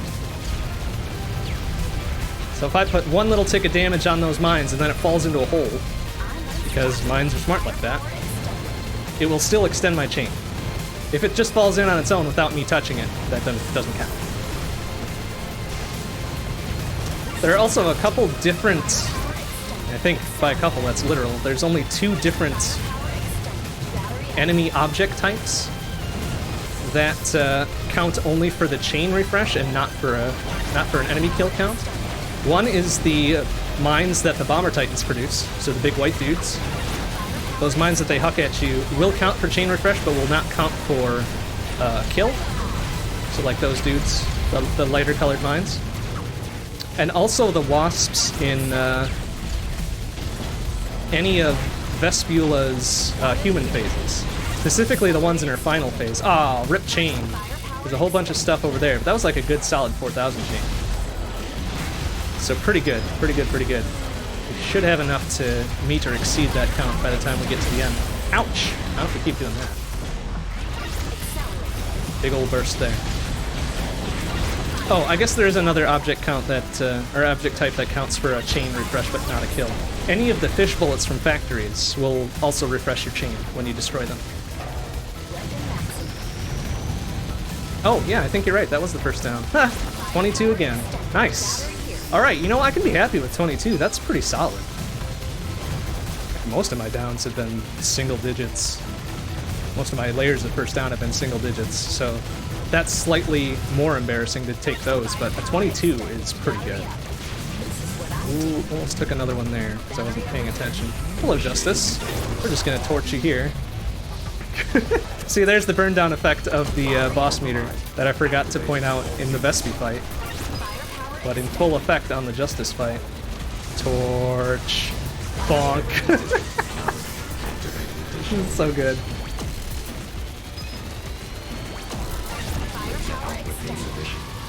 Alright. It's...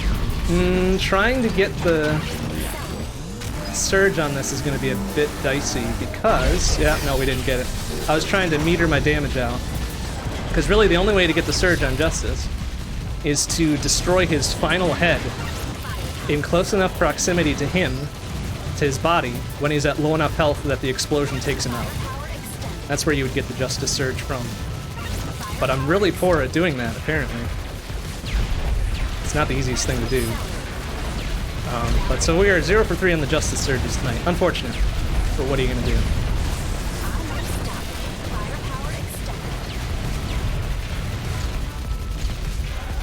I'm just glad we went into the fight with full chain so we could get all the rest of the score out of them.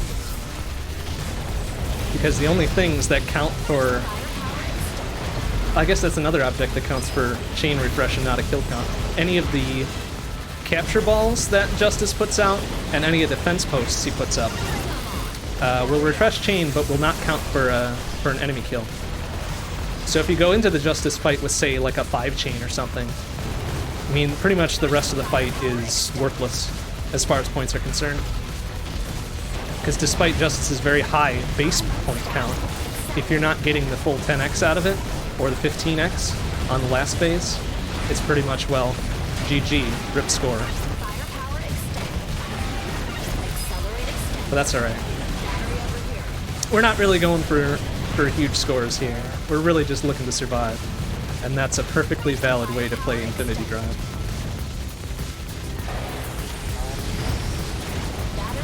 Ooh, we even got through to get that last turret. It's a good flamethrower.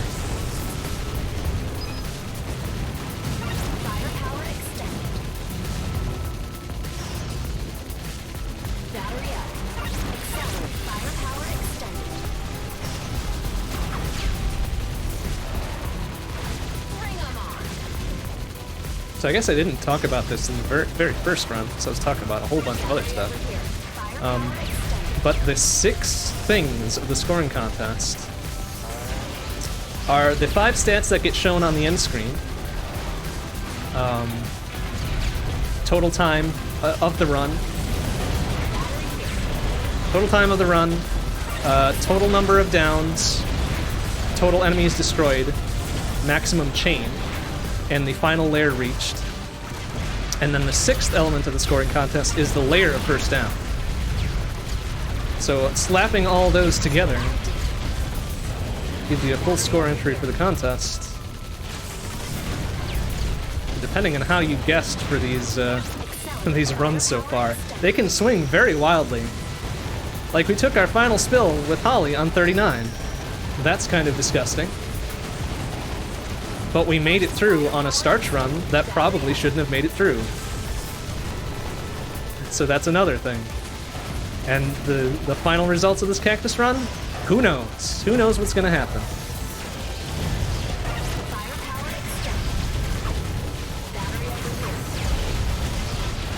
Ooh boy, almost caught me looking.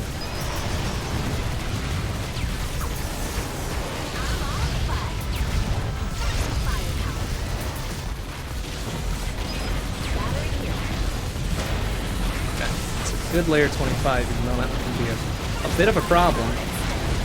Then there's 26. Return of the Revenge of the Roulette Wheel.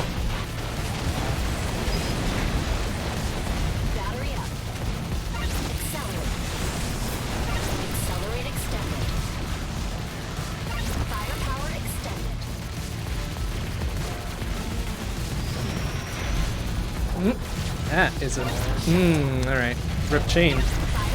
And that blue laser caught me. Caught me in an unideal situation there. I did not enjoy it. So now we're back to blue layer 26, which, you know, still recoverable. We've got plenty of time to take this back. If it were 36, it'd be a bit more of a problem.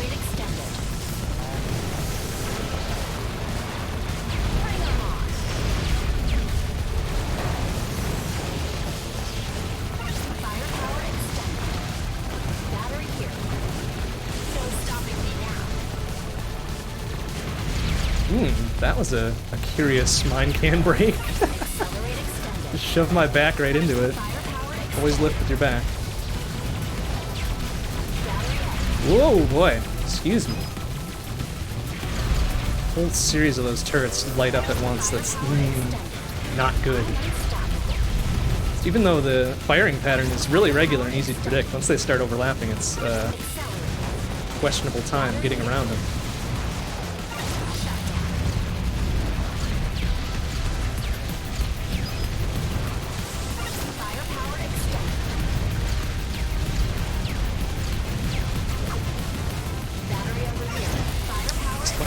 Very quick and fluid and controlled.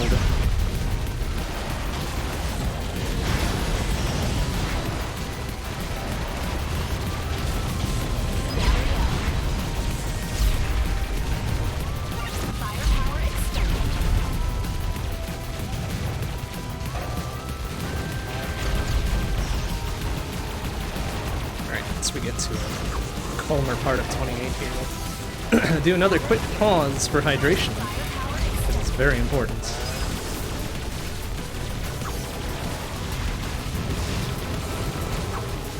Doggos, please. Doggos, please. Control my firing patterns there a little bit, because those mine cans were getting scary. Looming over me.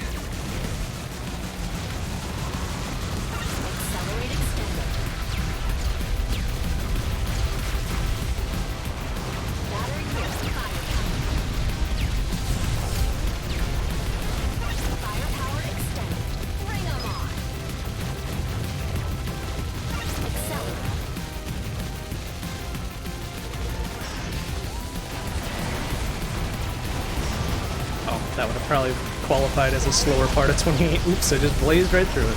Whoopsie. Alright, that'll work. A shutdown works fine. Okay. Oh, plus I can read Beauty's donation here.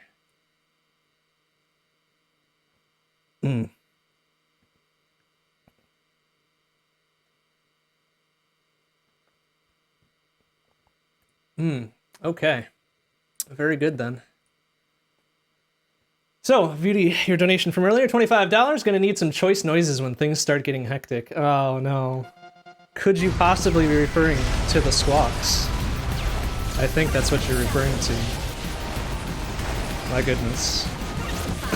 I have never been so called out. Actually, that's not true. I've definitely been called out like that before. Probably even more so.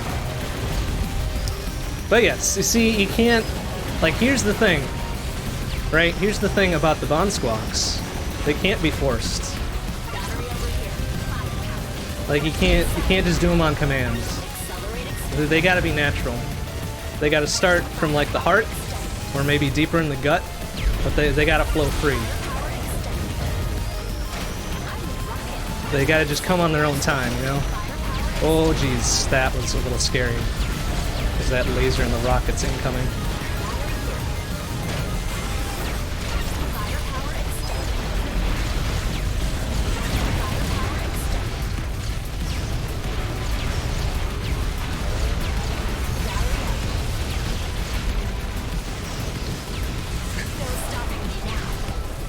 You're surprised you haven't heard one yet tonight. Actually, you know, that's a good point.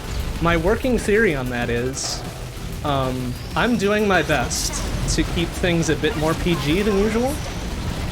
So no, like, super overt cursing, because this is a charity stream. This is a charity stream, and it's literally for a child-based charity, right? So I want to keep the language kind of under wraps. And in doing so, I think I'm suppressing a little bit more of the squawks than usual. So that might be part of it. That's not to say there will be none, surely, because of the whole they gotta be natural thing. But that might be the cause for the reduced amount you would have expected otherwise.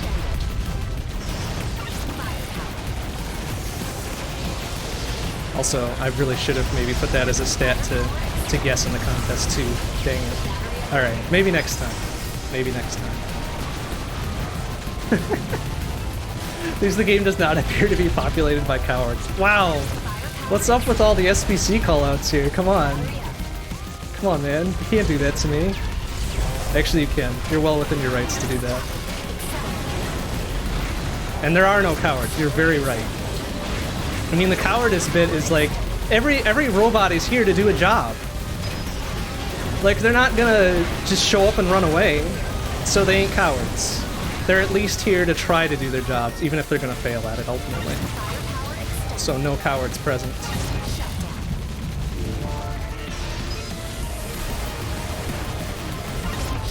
Did I want that shut down? I guess I did. That was kind of a weird situation to be in.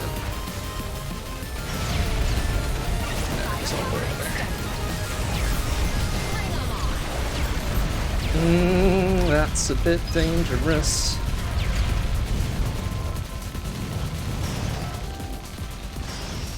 Alright, take the shutdown there, because I knew that doggo was going to grab me, and I needed to be out of there yesterday.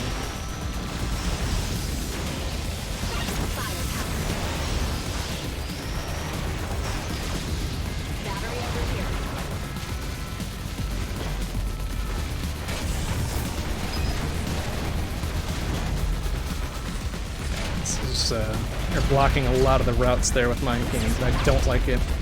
Excuse me. Plus those big dudes, the big blue dudes, the Buster Titans, have a tendency to push things over to you, which is very scary. To have something delivered at high velocity when you were not expecting it.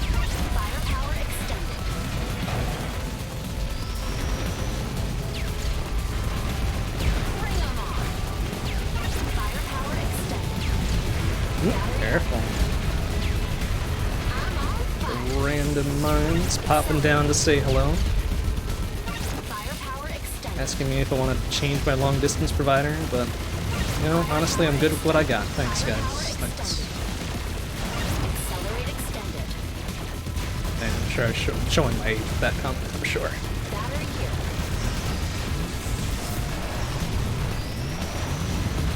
Okay.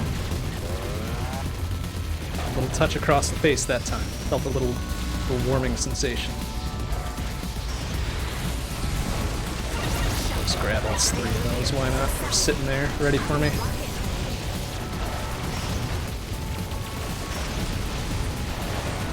Ooh, we are at the point where we need to be careful. Because we've got a chance at another Embryo EX encounter.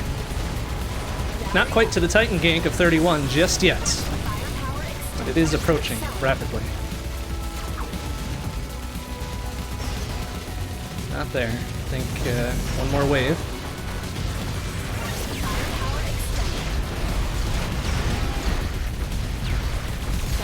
Oh, dang. Well, didn't hit the gank yet, so we still got this. Still got a chance. That was kind of a surprising down. I jumped a little bit. Got me. Not quite squawk worthy, but it got me pretty good.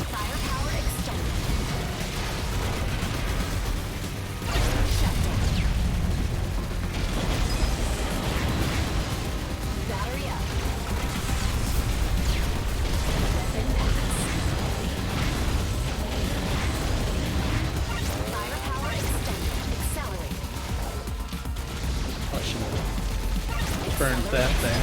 But alright, here's the Titan game. Here we go. God, they're just jumping all over the place. Settle down, everybody. Settle down. I know it's exciting. But we're not going out for ice cream unless you settle down.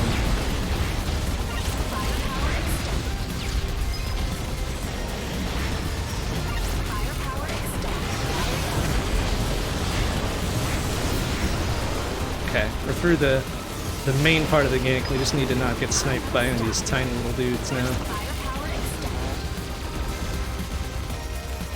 Okay. Dark Embryo.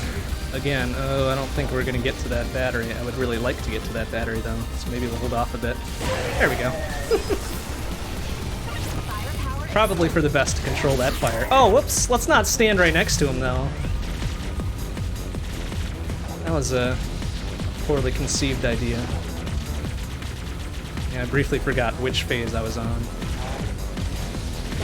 So that's an unfortunate rip to that chain during Dark Embryo.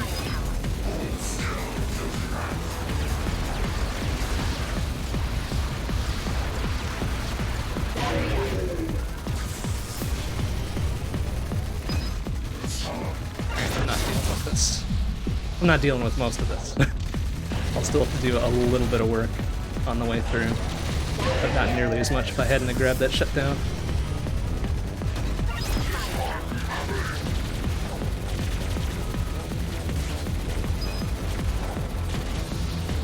Ooh, dang. Stood in the wrong spot. Okay, this was a more problematic Embryo EX than the one with Holly, which is really weird because normally Cactus would just melt this dude. But standing in the wrong spot apparently has a very large effect on how well you do there.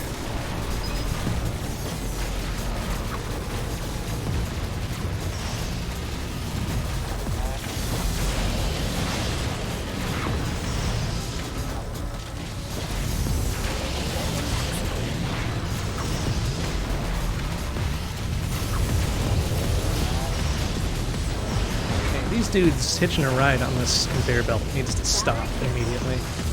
Please. Because normally those laser, ghost, reaper, specter, whatever dudes, whatever they're actually called, normally they're perfectly stationary when they fire, but if they get caught behind one of those walls as they are firing, well, then it's a laser sweeping across. It becomes a very big problem trying to avoid it. Okay, so there's our first little blips to critical at 33. Not bad. Not bad. That's reasonable.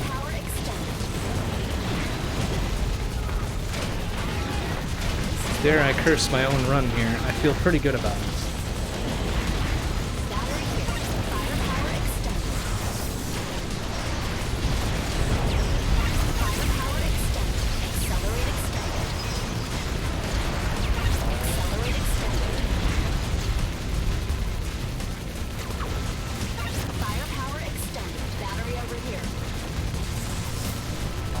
Back above critical now, which is good.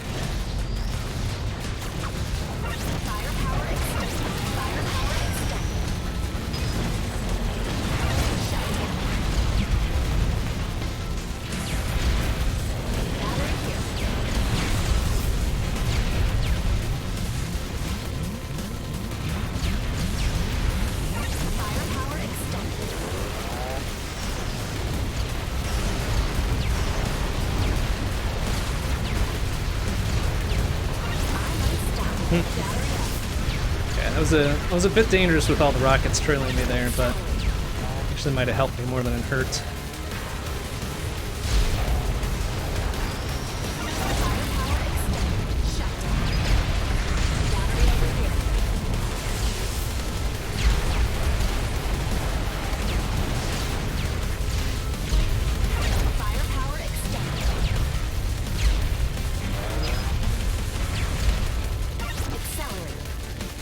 Nuts and gum, and then I took it down too on top of it. I figured that was going to be a little bit too far to keep the chain going. Then I tried to rush into it anyways. It's like a real bad spill. Oops. That's right. We're still in the range where we can recover this. It's just a little annoying.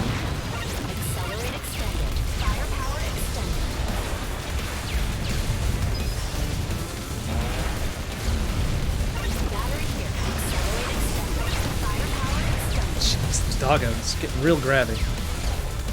Not cool.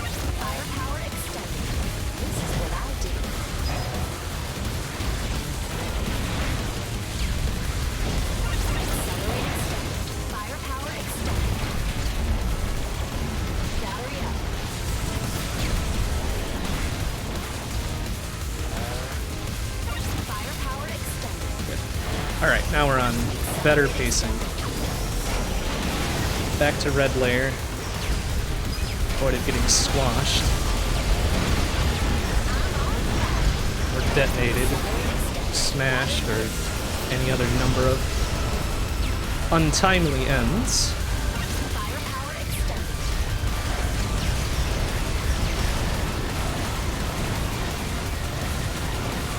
Battery over here. Firepower extended. Accelerate extended.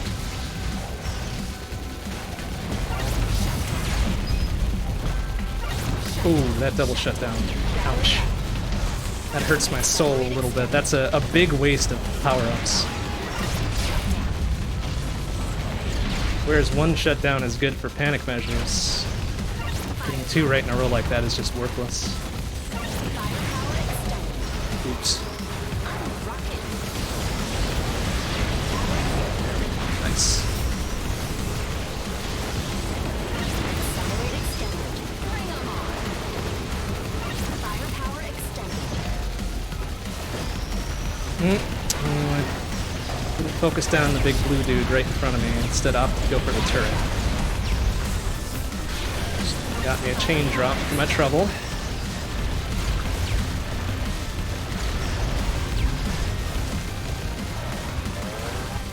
Accelerate. Firepower extended.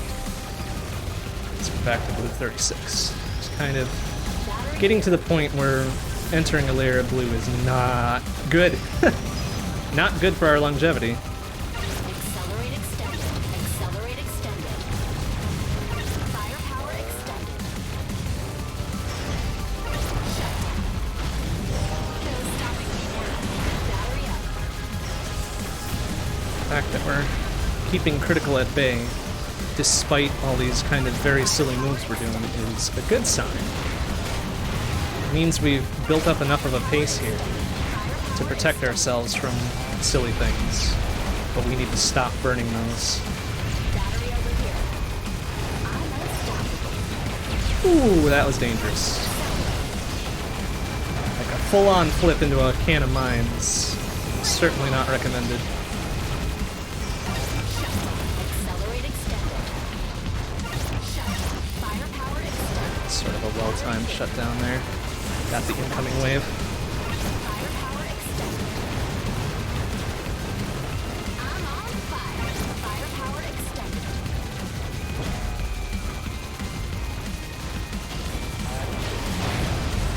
Firepower extended. Yeah, I didn't turn enough to block that with my firepower drones. Oh boy. Didn't quite get enough to get this third one out of there either. Okay, that was an unfortunate pairing of downs. I think I burned a lot of stuff there. Firepower extended. Accelerate. Weapon maximum. Especially with these dudes pulling up the rear. That might be a pity battery, which is not a good thing to have on 37 of all places.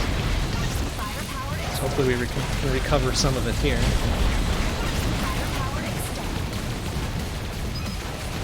Accelerate. Firepower extended. Battery up. Have we recovered any there?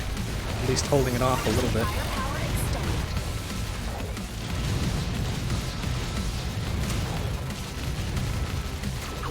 Accelerate. Okay. Red 38 is good.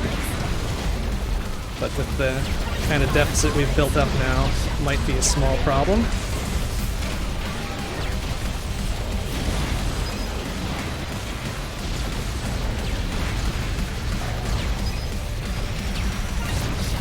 Accelerate. Firepower extended. I'm unstoppable. Battery up. Accelerate extended. Okay. It's still very sketchy. This might go the way of the Holly run and take a spill on 39 because 38 is going to eat everything. This is what I do. Firepower. Firepower extended. Battery here.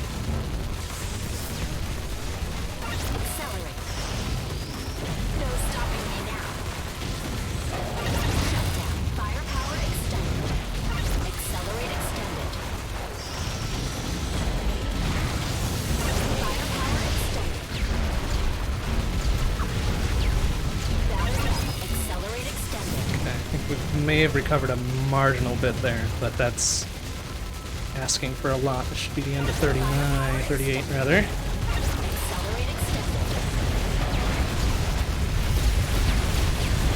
Kind of need a shutdown to clean this stuff up. There we go. Okay, that's better. Like that initial wave of big beefy dudes is not great if we're heading in with a battery deficit.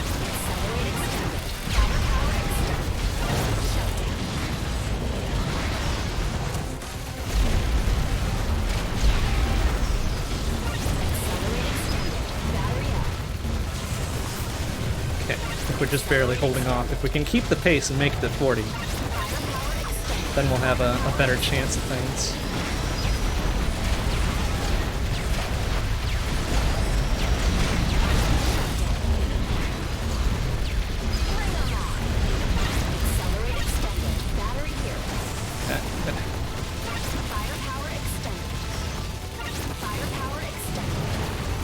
Oh, dang, I didn't even hear the charge on that one. Uh-oh.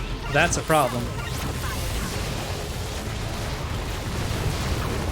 I think the sounds were so overlapped I didn't even hear the charge on that last laser.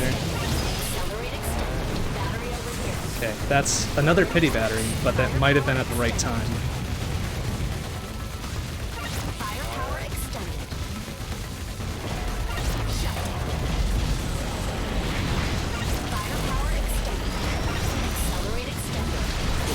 There's a mine in there. Oh, crap. Okay, that's definitely a pity battery right there.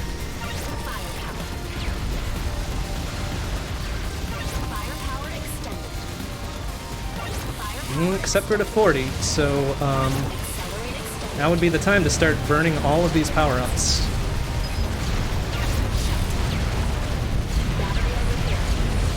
There we go. Okay.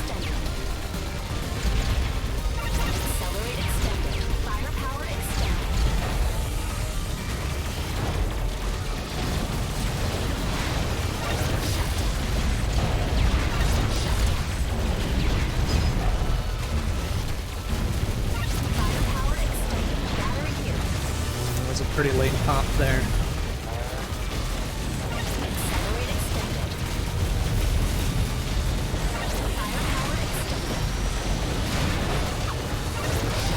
You leashed me within range of a shutdown. That was great. Perfect, in fact.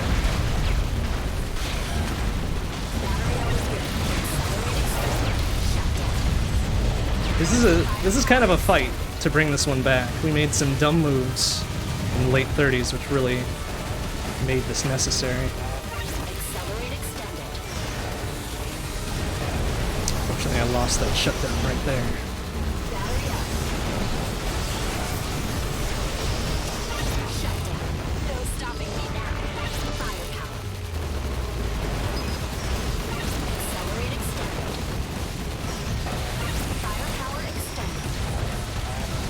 Okay, we're on good pace. We're back up to red layers. Exactly what we need to see. Give us more enemies, more chances for battery.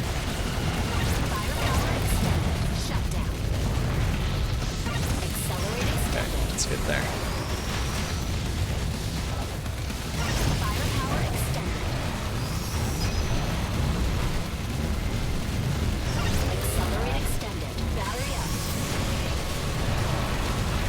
Dudes off the outer ring.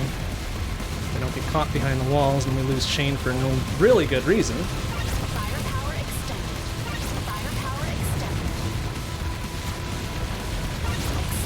Nice, good cleanup.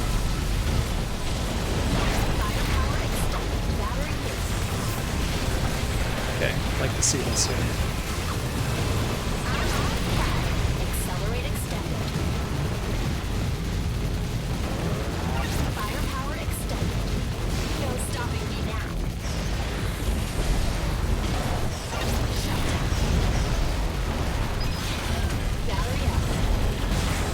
A little scary, a little late on the grab.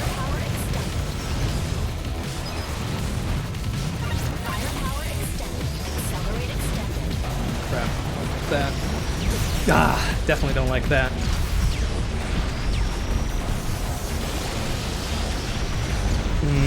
The this might be a problem. Oh, wow. That was really a gimme.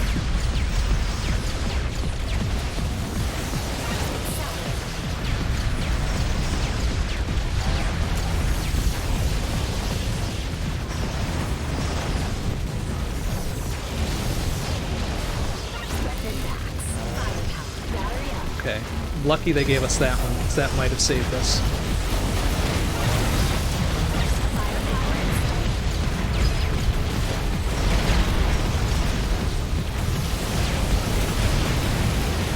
Ah, shoot.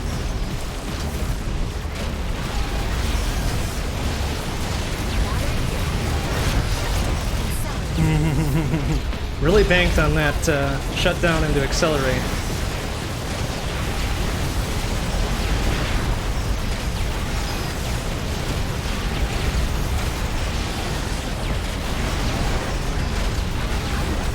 Fudge. I was hoping to get that shutdown in there. Oh my goodness, that was extremely close.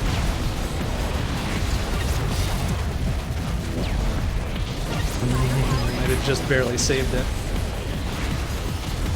Whoa. Spicy. Spicy. My goodness. Oh, yeah, alright. That one got me sweating a little bit at the end.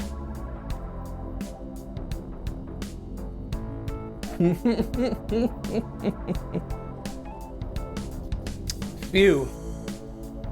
Phew. Well, okay. That taps another 13 into the downs. We did have an Embryo EX thing going there. No Justice Surge. Rip. Another victory. Heck yeah. And I think we did have a pile of bits in there, right? 500 from UEI? I think. Confirm or deny it? My goodness. Twitch chat is terrible for trying to find this stuff after it happens. Yeah, there we go. Okay. That's 500 bits there, so another 5 puntos. 5 big puntos. Oh my goodness, that was very close. I'd almost say that one deserved to win less than the Starch one, and the Starch one was pretty ugly. Oh, oof. All right, but I think that does it. I think that's all the points accumulated for today. So what do we got? 43, 10, 53, 93, 133, 138. Plus 165 would be, oh boy, 290, 303? 303. All right, we're at 303 points then. We've already unlocked the extra day for next week, Monday, on the 24th. Just 197 points to the 5th day, next Wednesday, 26th of August. But we got plenty of time to make that up. My goodness, we've got 3 more days. 3 more days to do this. But I can be really happy about 2 out of 3 being wins tonight. That's pretty good. That's the beauty of Infinity Drive. Like, you can be really good up to a point, right? You can throw it all away, and then you can go out back, rooting through the dumpster to try to bring it back. And sometimes it works. Sometimes it just works like that. But, oh boy. Okay, that's the third run of tonight, of the first night. $165 raised. Excellent. Thank you very much, everybody, for your donations. Quick recap before we finish off the night. This is Infinity Drive for Life multi-day charity stream to benefit Extra Life, which benefits Children's Miracle Network hospitals. In this case, Children's of Wisconsin, located in Wauwatosa. Go towards their COVID-19 Impact Fund. Very good cause. I mean, obviously an excellent cause. As the world as a whole struggles with COVID-19, the United States in particular, because of dumb stuff that happens. But that was the first night of it. We still got this coming Wednesday on the 19th and this coming Friday, the 21st, both starting at 7 p.m. CDT. 3 more runs each day. The remaining 6 characters of the 6 we haven't yet played. We're going to see at least 1 of each character, plus the extra bonus day we've already unlocked for next Monday on the 24th at 7 p.m. CDT. I'm going to slam the scores for tonight into the contest little discombobulator thing, and we'll get the scores up and ready for that. Contest entries for Wednesday, Friday, and now I will enable them for next Monday as well, are open. Played on InfinityDrive4.life. Get registered up, get some entries thrown in. The top 2 winners. Oh, I gotta grab those actually. I'll be right back. I have to grab the actual prizes. These are pretty neat. I swear it's worth it.